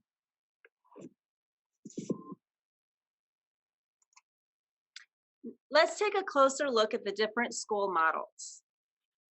So here are the 4 school models that were discussed in the video. In each model, the circle represents the classroom, the blue snowflakes represent students without disabilities, and the multicolored snowflakes represent students with disabilities. The model for exclusion is seen here in the upper left-hand segment of the chart. Exclusion means that students are not allowed to attend their local public school. You can see in this model that the classroom consists only of students without disabilities. Segregation is seen in the upper right corner. An example could be a special education teacher providing instruction on specific content area to students within a separate self-contained setting for students with disabilities only. This is often referred to as gatekeeping, where students with disabilities spend the entire school day given no opportunities to interact, learn, or socialize with peers. The integration model is shown in the lower left-hand segment of the chart. This model type is typically defined by the familiar term mainstreaming. It does not involve adjustments to the curriculum or changes on the part of the classroom teacher to make content accessible to all students, including those with disabilities. As you can see in the illustration, students with disabilities are physically inside the same classroom as their peers, but to some extent they are still segregated. Students with disabilities are sometimes seated with their peers without disabilities, but are not working cooperatively with these peers. They are generally communicating with the special education support staff rather than the classroom teacher. They may or may not be working on the same concepts as the larger group of students within the classroom at any given time. Finally, inclusion is shown in the bottom right. This represents the intended model that all schools should start working towards, where students with and without disabilities learn the same content in the same general education classroom. Work is often completed together collaboratively. All students are given access to individualized accommodation to support their understanding. Every student has a mode of communication for class participation and is considered an equal member. Inclusion requires a team effort where special education and general education teachers work collaboratively to provide effective instruction for everyone in the general education classroom. These photos show pictures of classrooms demonstrating successful inclusion. It is not immediately obvious which students have special needs. There is not a group of students who have been segregated to receive parallel instruction from someone other than their teacher. Our next photos illustrate a clear example of the typical mainstream model. Physical proximity is not the same as inclusivity. In a truly inclusive classroom, it is difficult to differentiate between students with and without disabilities. Regarding these examples, how would you feel if that were your child? We agree, not good. Now that we have defined and illustrated what inclusion is and is not, we would like to explain why it is important for schools to begin implementing more inclusive practices. On December 10th, 2015, President Barack Obama signed into law the Every Student Succeeds Act, often referred to as Essa. Essa replaced the No Child Left Behind Act of 2002 and expands upon the Elementary and Secondary Education Act of 1965. Essa requires that all students in America be taught to high academic standards that will prepare them to succeed in colleges and careers. Essa promotes the free, appropriate public education, or FAPE, component of IDEA that requires schools to educate students with disabilities in general population classrooms to whatever extent possible. Essa requires that no more than 1% of students may participate in an alternate special education assessment, such as the IAM assessment. To give perspective, if you have 800 students in your school, only 8 students can take an alternative state exam. It is important to know that the alternative assessment given to students with significant disabilities encompasses grade level standards. So how do we start working towards compliance to the new federal laws? First and foremost, we need to shift our thinking as educators. We need to presume that all students have the capacity to think, learn, and understand, even if we can't see tangible evidence. Our schools have students who are unable to express themselves, but are not able to communicate what they are understanding. We do the least harm of students when we presume that they are able to understand what we are teaching. This is considered a best practice when working with all students. Now that we have defined inclusion and explained why it is important, we would like to present some considerations for school inclusion teams that continue building the inclusive framework. This photo is a beautiful example of the differences between equality and equity. Equality means treating everyone the same as pictured on the left. But not all students need the same things in order to access or see what we are attempting to teach. If we were to apply equality principles in our classrooms, it is easy to see through this illustration that some students would not be able to access or see our curriculum content, putting them at a disadvantage to learn the material. Same and equal are clearly not the same thing, but this is a common misconception that inclusive school teams need to take into consideration when developing inclusive practices. Equity, on the other hand, means providing students with needed support and putting systems in place to ensure that every child has an equal chance for success. Only through the concept of equity do all students have access to instruction. This may look like adapted materials, assistive technology, and/or visual supports. A second consideration for school teams to consider when training staff for inclusion is the use of people-first language. Using people-first language is the respectful way to include all students within the classroom.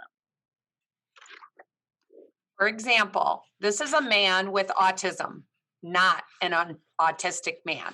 His disability does not define him as a person. Universal design for learning, also referred to as UDL, should also be considered by school inclusion teams.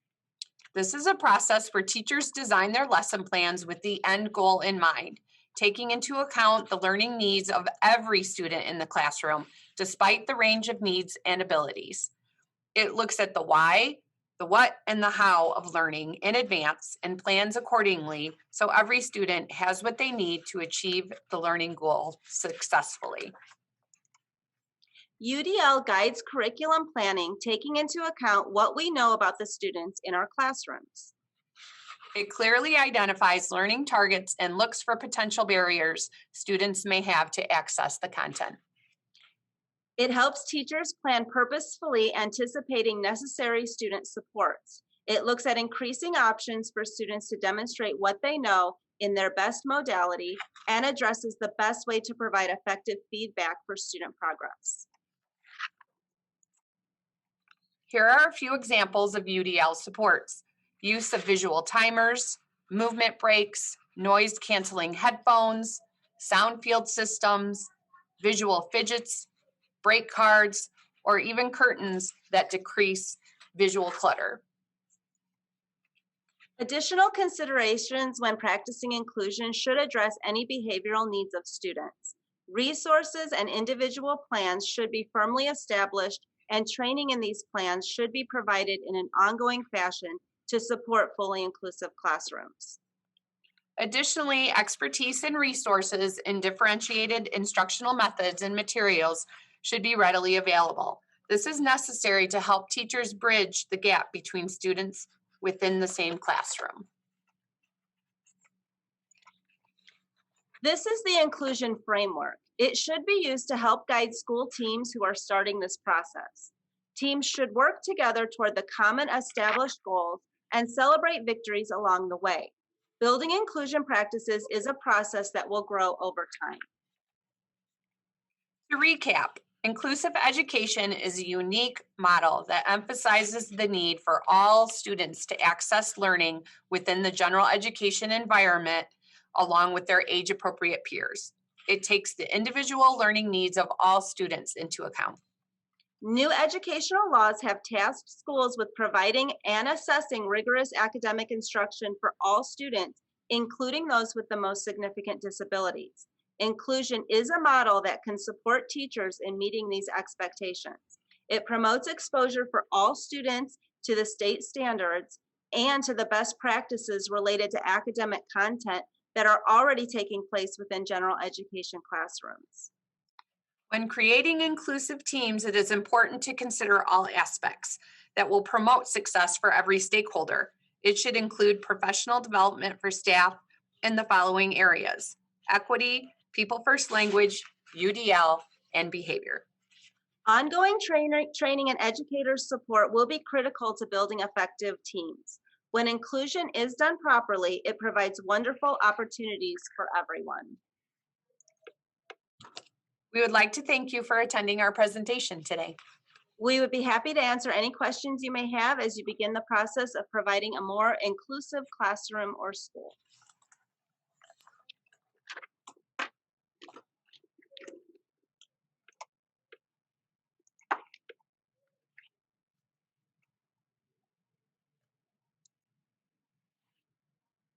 Hey, thank you. It took me just a minute to get off of mute. I apologize about that.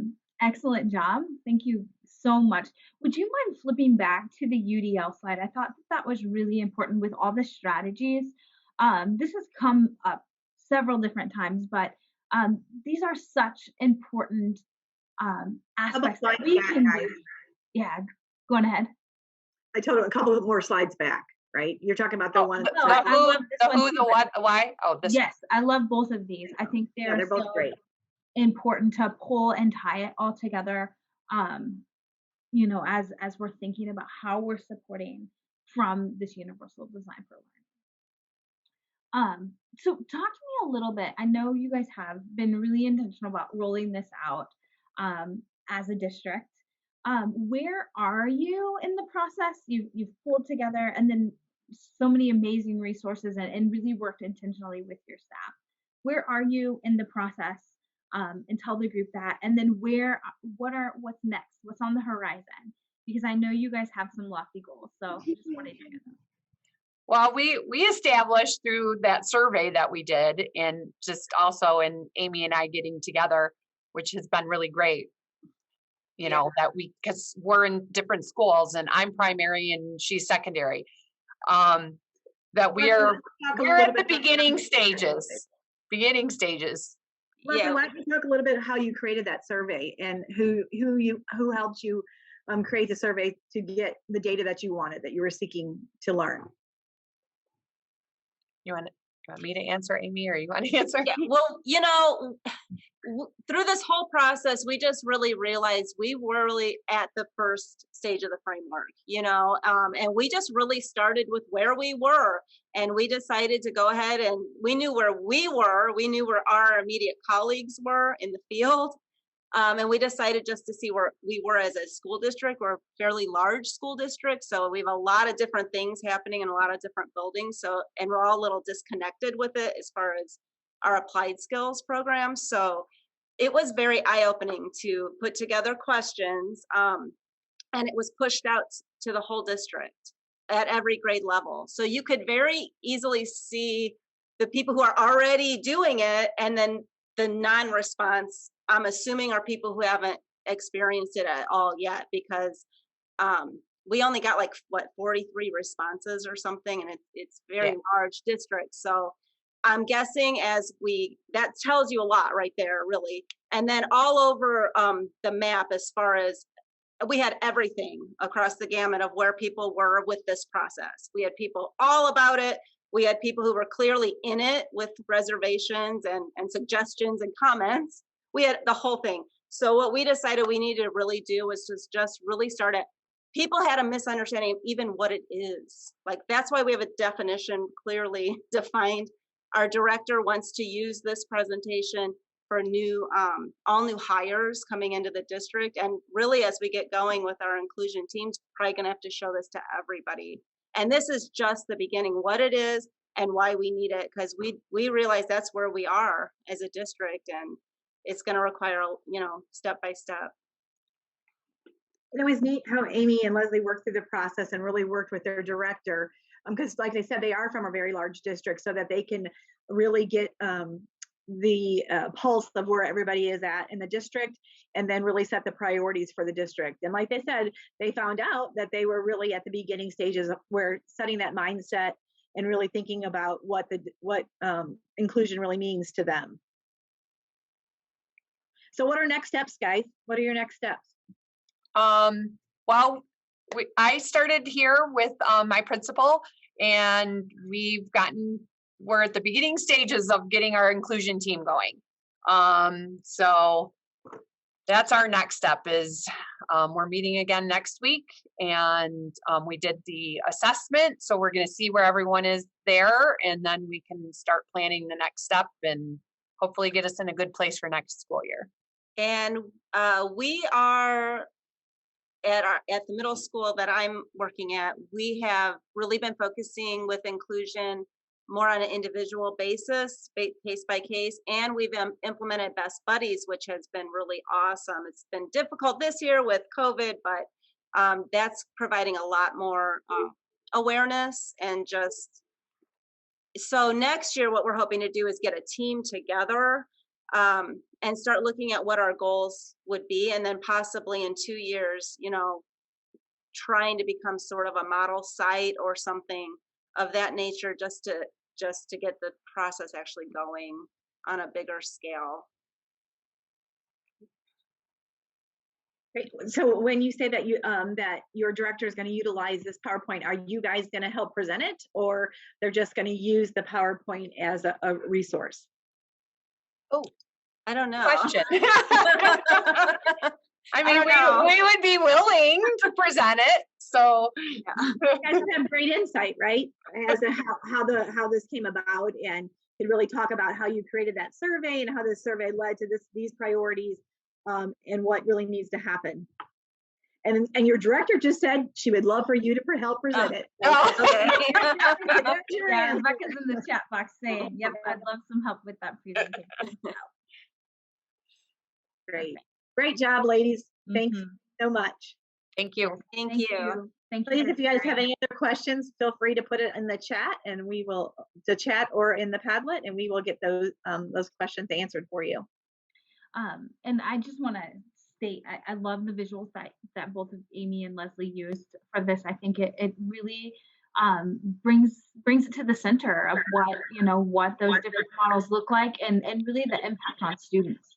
When you see it, it really resonates. So, and it's a call to action. So I think that is so essential that you were so intentional with that. And I think that will be a meaningful piece as you guys are sharing this out. Since Rebecca said you're going for it, you're going for it. So appreciate you both presenting and sharing this information. All right, so I'm gonna steal back the screen here. We have one last teacher leader presentation. So I'm going to pull up so that all of you have access to kind of the agenda today. So just give me 1 second so that we can see where we're at. and continue to add to the Padlet. You'll hear us say that many times, but even asynchronously, after we leave today and move back to our own buildings and our own day-to-day schedules, please utilize that Padlet. It is there for a resource for you. It has a direct link to the website. So it's a one-stop shop for everything that you'll need as you're thinking through what this looks like in your own districts, or if you wanted to pull the video that Leslie and Amy used for something you're providing for your districts, it is there for you. Last but not least, today we have Lori Wood, and Lori's from South Ripley Elementary School, with a real focus today around technology and being intentional about leveraging technology today. So what I will do is I will unshare, and we'll give Lori just a couple of minutes to set up and seal the screen. So Lori, feel free to come off of mute and jump on to video, and then feel free to share your screen when you're ready. All right, we see it, Lori. So if you want to take just a minute, and whenever you're ready, the floor is yours. But feel free to take as much time as you need to get it organized. Well, I'm ready to go if everybody else is. So my capstone project's a little bit different than everyone else's. I decided to do technology for the intense classroom, and this was really kind of inspired due to the pandemic, because when we sent the kids home last year in March, we primarily did paper packets. And we had a really good response from the kids, and they, we had a high percentage of the students complete the paper packets that we made for them. But we wanted to kind of be aligned with what everyone else was doing with in the gen ed. So we wanted to come up with a program that, if we did have to do e-learning this year for an extended period of time, that we could offer a program that looked similar to the work that what they would do in the classroom, but they could complete that completely online. So some of the challenges we identified up front was we had to know the educational needs of each student and how the technology could be used as an enhancement tool for learning. Now, we did use technology in our classroom, but it was more of a support type situation. And we would do it maybe, they would have like 2 30-minute sessions throughout the day at different times. But this was really more to design a program, like I said, if we would do any kind of e-learning for extended period of time, or if, say, we were doing a lot of testing and I would have to be out of the room, then my aides could utilize the e-learning portion, and they could, the students could easily pick up the program, and they would know exactly what to do, and they would not miss a beat with me not being in the room. And then my aides could, work with the kids to make sure that they're completing everything the way they needed to. The other challenge we looked at was the technology. We wanted something that was curriculum based and research based. We didn't want just something that was, look good, but didn't have any meat to it. So that was the next thing. We worked a lot with our technology team, finding out what the needs of our students were.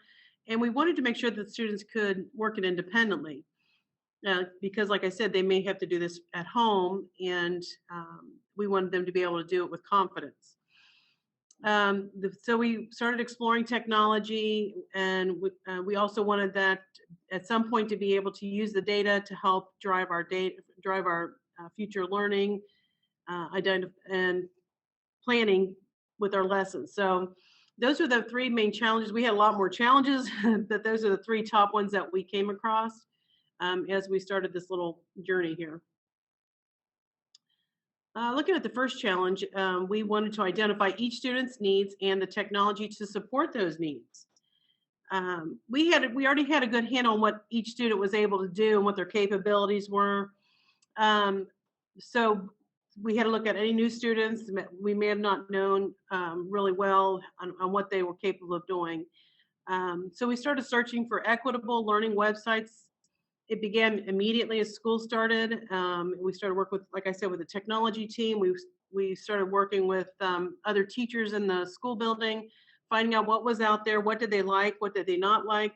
We knew we wanted something that was somewhat animated, and had the ability to have this speech to text, and vice versa. So we wanted to make sure that the students would be able to listen and be able to complete the work with very little help from the adults.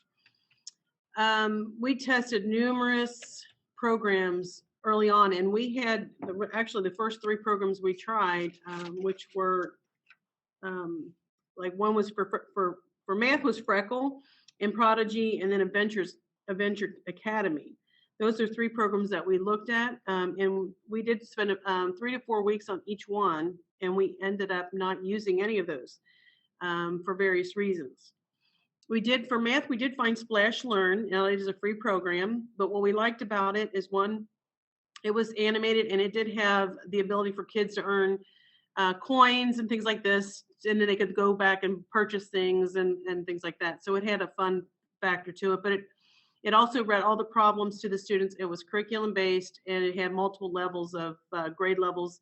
So if we had one student that might need to back up 1 or 2 grade levels, then we can go back, or we could move forward for ones that were, advancing. And then for reading, we like the program Reading Eggs and Fast Phonics. This Fast Phonics was something they knew they added this year, and we really like that for our CVC readers that were still kind of emerging with reading, and that proved to be a really good program for them, and that they did show progress there. For the little bit higher kiddos, we have RAS Kids, and the ones that couldn't read as well, they could use this as well. But this program, they could read a story to us, they could listen to the story, then read it to us, and then they could take comprehensions. And all these programs here that we've mentioned, also we feel like it's helping them prepare for the IM test that's coming up, because they had to learn how to listen to the questions and then try to answer. It just really, we really worked on them listening and then answering the questions and things like that. Math Seed was just another support math program that we really liked. And then some of you are probably familiar with Vocabulary A to Z, formerly Spelling City. And we put all their spelling lists, because we manage 7 different spelling lists. And this really, once we got everything loaded, this has really been a nice piece for added practice in spelling. And then for our science and social studies, we like to use Seesaw. They have a library of multiple things out there, and we've been able to find something for every unit that we've worked in that the students can use. They can use their Chromebooks and various tools with the Chromebooks to complete their science or social studies lessons. So that's something new that we've never used, and all these have been a pretty big learning curve for us to some degree. But we're getting better at it, and we just feel like next year it's just going to be even easier for us, and we'll just be able to hit the ground running. So that was really the first challenge. On the second challenge, would the technology selected be curriculum-based and or research-based and used by students independently? We want each of the programs to be curriculum-based, and that they were working towards their common core, and they were working towards the lessons and the content connectors and things like this. So we wanted that for all subject matter. So we made sure that these programs did that, and we feel like they have. While students did require assistance from time to time, they primarily are utilizing the programs independently 70% of the time. That is something we really had to work hard on, because as you know, kids can get into a learning program and they can just keep hitting the next button and just guessing. And that, based on the reporting that was available to us, we could identify really quickly if students were doing that. So that gave us learning opportunity and teaching moments for the kiddos that, we don't want you guessing. If you get one wrong, we want you to ask a question and ask for help, and we'll explain it to you. And most of the time, once they understood what was expected, then they were able to do the work. We did anticipate that more help was going to be needed on the new material or lessons. We use these programs also in group learning. Each day we pull up a lesson, and goes along with the lesson that I teach with math or reading. And this really helps them to succeed at the next station that they're working on. So we're learning how to really layer this thing so that we just get the most bang for our buck. And we wanted it to be key to the students to ask for help. I mentioned that. And once they started getting the habit of doing that, and really, it was really, we started really seeing more success. So that was a good thing. And we feel like the students have a more individualized learning program since we've done this. We could even push the students that were really excelling. We could give them harder work. We didn't have to just have, a blanket lesson for everybody. So we really like that option. For our digital platform, our school started using Clever this year, and that's where they put all of the programs that we do have available. And what we did was we went ahead and just made a page for my classroom, so students can go and find my picture. Everyone logs into Clever first thing in the morning, and they look for my photograph and they click on that. Now, if they were going to do the entire program, as you can see in the picture, would be our morning session. They could click on Mrs. Linkle's picture and they could listen to the morning announcements. And then they would go into their session of math learning, and that would be based on whatever we were working on for math that day. And then they could go into the reading eggs, primarily fast phonics. It would be where they would practice their reading skills and things like that. For the higher students, they might do the RAS kids. And then they would go into do Seesaw and find out what the social studies or science activity would be, and they would complete that and they would send that back to me, and then I would approve, and check out their assignments. And then in the afternoon, we have the students practice their spelling, and this is a great activity. The kiddos can do as many activities as they want, and these are all game based, so we really like that. And then then we also have them do a little extra math practice. And this math seeds is really good for core skills and things like that. And then finish up with reading. So this really has been working for us, and we really liked it. And we did use it during our e-learning, and we had 80% of our students complete all the tasks that we put out there. Again, we didn't get 100%, but we didn't expect 100% because, a lot of it has to do with if the student had ample support and things like that. Our third challenge that we had is, could the educational websites help with collecting data, identifying gaps, and help plan future goals? Some reporting is better than others on data collection, but they're all beneficial, and we are still learning each program and how they each work. If you can notice on this is a Splash Learn little picture that I have here. These students here on the left have mastered addition word problems. These guys still need attention. We had one in progress. But we are starting to see more and more students get into the mastered, and we're able to, like this morning, I assigned lessons from a fourth grade level for students, that started the year maybe in second grade level. And I can pick and choose the lessons based on how they're doing. Whether if we're working on the same skill, but it's at a higher level, then I can give that to them if they're ready for that. So I really do like that option.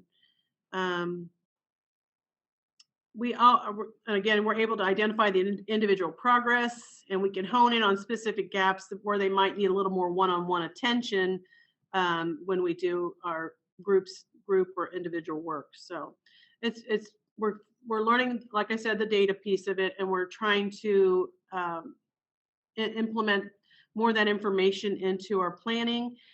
So this year was a huge learning curve for us because technology was not my biggest strength, but it's been a great experience. And I know that there's more things out there that we could probably implement, and we're always going to be looking for those better options and things like that. So I feel like next year we're really going to be in a position to make some great progress. What did we learn? Our aha moments. Take your time to find the right programs. It's okay to discard the ones that just aren't working. Like I said, we probably spent 3 to 4 weeks on each of the 3 programs I originally mentioned. And, we are a few months in before we started finding things that we really like to use, and that the kids were responding to and they could complete independently. That was really important to us. We find out what programs your school already has. We did that. We collaborated with other teachers that used some of the programs that we have, and they told us they explained what the benefits were, how they thought it would work great for our classroom, and then we shared it with other special ed teachers. So, and that's a good time saving, and then you don't have to repurchase things that you don't really need to. And then we put we plan technology every day, so that the students can continue to build expectations, and they get the experience, and they get more and more independent each time they practice that. So they have several times throughout the day where they are working on the math and the reading and the spelling. So, even though we may not be doing a lot of e-learning at this point in time, they are able to go and navigate through that schedule and complete the work that needs to be done. Another big one we came across is, and of course all teachers prior to found this out as well, but understand how much assistance parents or guardians are actually going to be able to give the children. Half of our students do not have a lot of good support at home, or the parents would find the work challenging themselves, or they didn't have a good technology background and didn't understand. We did a lot of Google Meets or Google Duo calls where we were coaching people through the process of how to get their students to the program. But it got better as time went on. So, and then training the children to ask for help. This was a huge piece. And that's kind of how we looked at this year. This was really a training. It was really a training year to set what we expected, our expectations out there. And now every time they get into a new math standard, if they don't understand and they guess, if they get one wrong, they are supposed to raise their hand and ask for help. And most of them are doing that. And we tell them, we can tell if you're getting questions wrong, so you need to ask. And once they do, and they get that initial explanation, if they're a little bit confused, then they just sail right through it, and they're just really knocking it out, which we love. We don't want them guessing. That was our main thing. And like I said, it took several months before we felt like we could even use the data. We're just now looking to see where use some of the data, and I feel like we'll be able to do that even more next year. So you got to give that some time. It may not come immediately. So some of our next steps are, we want to continue to explore data collection and better understand how to utilize data for each of the programs, so that we can really use that to drive our lesson plans. Again, we want to do more collaboration with general ed, or my general ed peers, and to explore and identify new websites or new programs or better programs. So, we want to always keep an open mind of what's out there, and we're always willing to try new things. So we just want to keep an open mind about that. And we want to share learning with our other special education teachers, whether it's the grades below us or the grades that that might be at the junior high or high school level. We've done a lot of sharing with them, because we would like, the way I envision our program is to be a continuum of what they've learned at the elementary, and it continues on into the high school, and there's continuity with our program, which I think would be really good. Identify new incoming students' educational needs. So the students I have up and coming, I want to do a little bit of groundwork on the ones I do know for sure that are coming to me next year. What do they respond to? What are their strengths, what are their weaknesses, that sort of thing. So I can kind of have some of that technology idea in place. Do I need to change things up, that kind of thing. So we can hit the ground running a little bit quicker than we did this year. Continue to learn how to make my own interactive lessons. I want to try to do more of that. We've done some reading stories with our lessons, and then we can upload those into the Seesaw the program, and that's worked really well. They can listen to us read the story, and then they can ask the questions or the things that we put out there for them. I want to do more of that. And then I want to develop more screencasting and lessons and practice using the classroom for e-learning and just different ways of teaching. You know, I just want to keep my mind open and possibilities open for, you know, new and exciting things that keep the kids engaged and drive their learning. So that is pretty much what I have. So I appreciate everybody giving me your attention.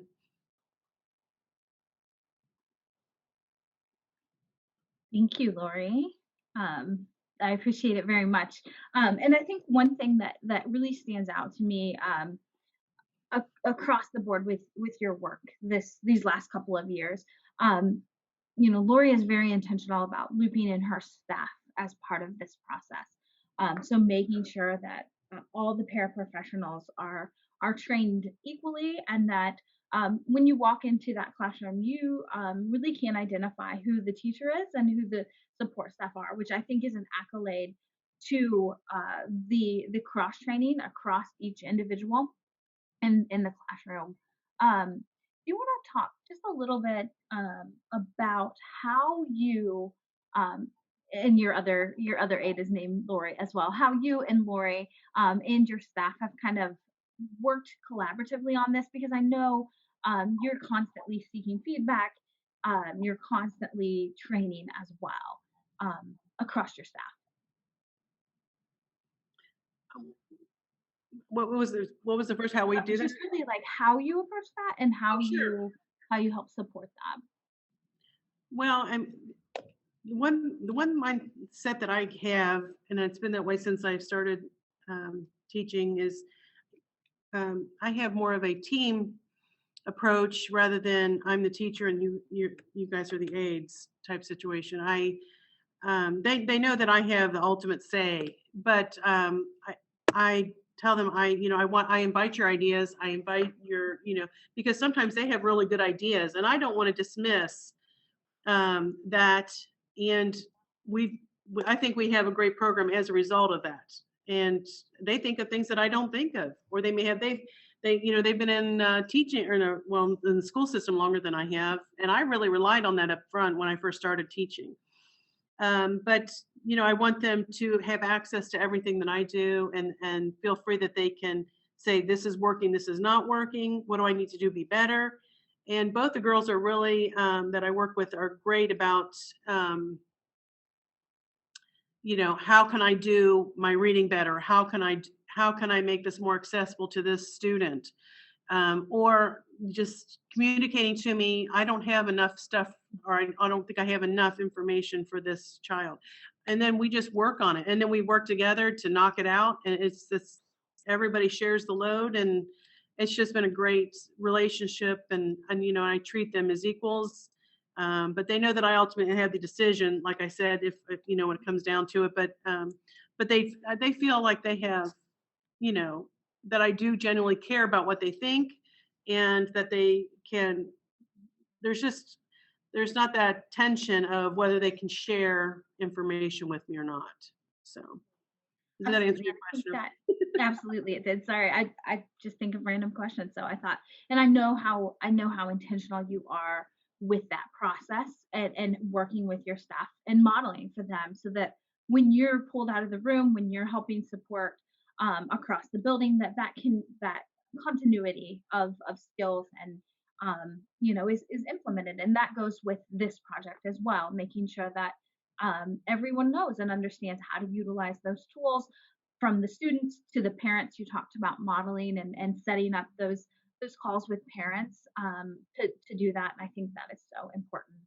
And I must say that this all came from you spent tremendous amounts of time curriculum mapping last year, laying out your curriculum map, being really intentional with that. And it came as a response to, the current instructional methods that we're having to provide due to COVID. And so I think that is such an important piece to continuously evolve your curriculum map, to continuously evolve those tools and resources that we need to connect with students and for students to have access to the curriculum.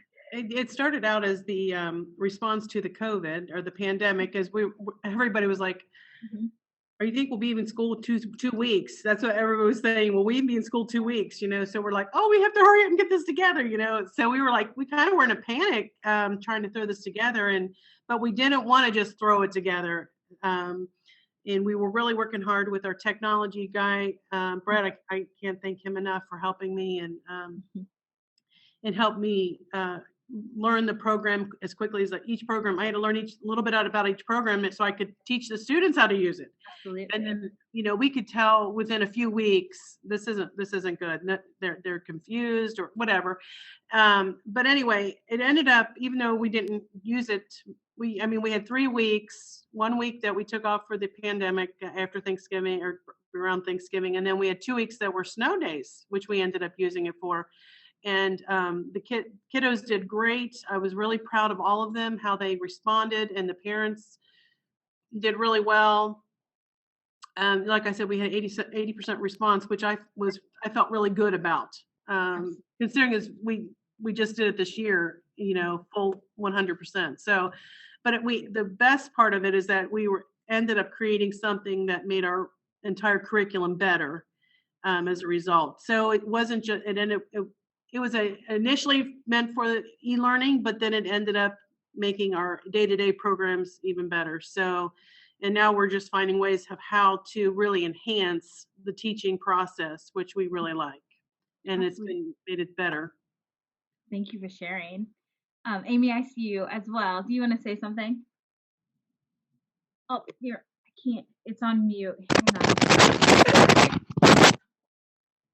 Okay. Go on ahead, Amy. The floor is yours. Oh, we can't. No. Can you hear me okay now? Oh, yes, we can. Okay. I just wanted to quickly say, Meredith, I know we're about at time, but it has been a blessing to have you in our building to support us. And I just want to let you know how humble that Lori really is. Lori's really humble and talks about her, failing forward and having mistakes and depending on others. But Lori needs to celebrate her successes because this was ultimately her idea. And she was the one with her assistants that chose to be in here every single day. And as someone else in the presentation said, it's never a matter of if they can do it. It's how they can do it and when they can do it. So I just wanted to tell you really quickly, we appreciate your presence here, but Lori is way too humble. She's really worked her tail end off here. Yes. And I think that's a great, Amy, thank you for bringing that forward, because I think everyone on this call is, we could amplify all of these projects so many times. And, it is just so wonderful to have each person on here sharing and just really knowing the level of input that all of this took. We had monthly professional developments as teacher leaders. We had the work in between to implement inclusive practices or implement a full curriculum in that way. So we just value each one of you, and we thank you and all the leaders on here. Amy, I saw Heather on here, and thank you so much for helping our teachers walk along the way. We couldn't have done it without each one of you jumping in and fully supporting your teachers in a way that builds that community and builds their empowerment to do this important work for students and for their classroom. So thank you to our teacher leaders, and thank you to the leaders who walked beside them to help make all of this happen. We so appreciate that as well. And Lori, thanks for sharing and being last but not least in that way. We appreciate it. A couple of things as we sign off, because I want to be mindful of everyone's time, and we are so getting close, and we knew we would. Heidi has just added the evaluation link into the chat box for you. It is also on the Padlet. As we always say at Project Success, we value everyone's feedback, and we look at every one of these evaluations. If we're doing on-sites, we're reviewing those, and Heidi and I reviewed every teacher leader exit slip afterwards. So we value this feedback as well to the teacher leader cohort. This will be valuable to them, and we'll report this back. Just highlights from today. That's really what this evaluation is about, just highlighting the takeaways, the impact on your own work, the impact that you've learned from other teacher leaders. which I think is so essential, to take away little bits and pieces of all of these profound presentations to implement at our own in our own classrooms and in our own practice. So please take a moment to fill out that evaluation. It doesn't have to be right now. It'll stay up on the Padlet for some time. So please send that to us. And then you probably want a little bit more of our teacher leaders, and we have a way to do that. So we, as always, have our Summer Institute this year. It will be Inclusive Practices in Action. So on June 8th, we will have a session for all educators. And when I say educators, I'm including special ed, general education, paraprofessionals, and our related service providers as well. We have a day for them. So talking about communication, collaboration with families, and the transition age students. And I know this is the primary group, but something to share with your colleagues. And then collaborating with general educators. All of this will be on June 8th. And there's a way to sign up here. It's on the Padlet, so you can sign up directly there. And then June 9th will be our administrator session. It will be slightly shorter because we know our administrators have packed schedules in the summer. But we'll talk about coaching special educators.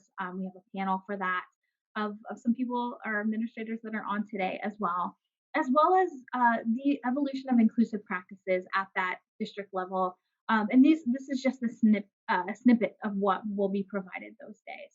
So I encourage you to join us and stay in contact. Heidi and I's emails are here. We'll add those to the chat box. We are joined today by our phenomenal team. So Christine and Mary, Amy, and Ashley are all on as well. So feel free to reach out to any one of us with any types of questions that you may have. And I just want to thank each and every one of you for spending the time with us this semester, for just engaging, and so many of you stepping out of your comfort zones to really impact your students. And thank you for the collaboration. It has been just a wonderful journey, and Heidi and I brag all the time to our teams. We brag, across districts about the work that our teacher leaders are doing. So I just want to thank all of you, and hope that you can join us this summer, and hope that you can continue to engage with all of us along this journey.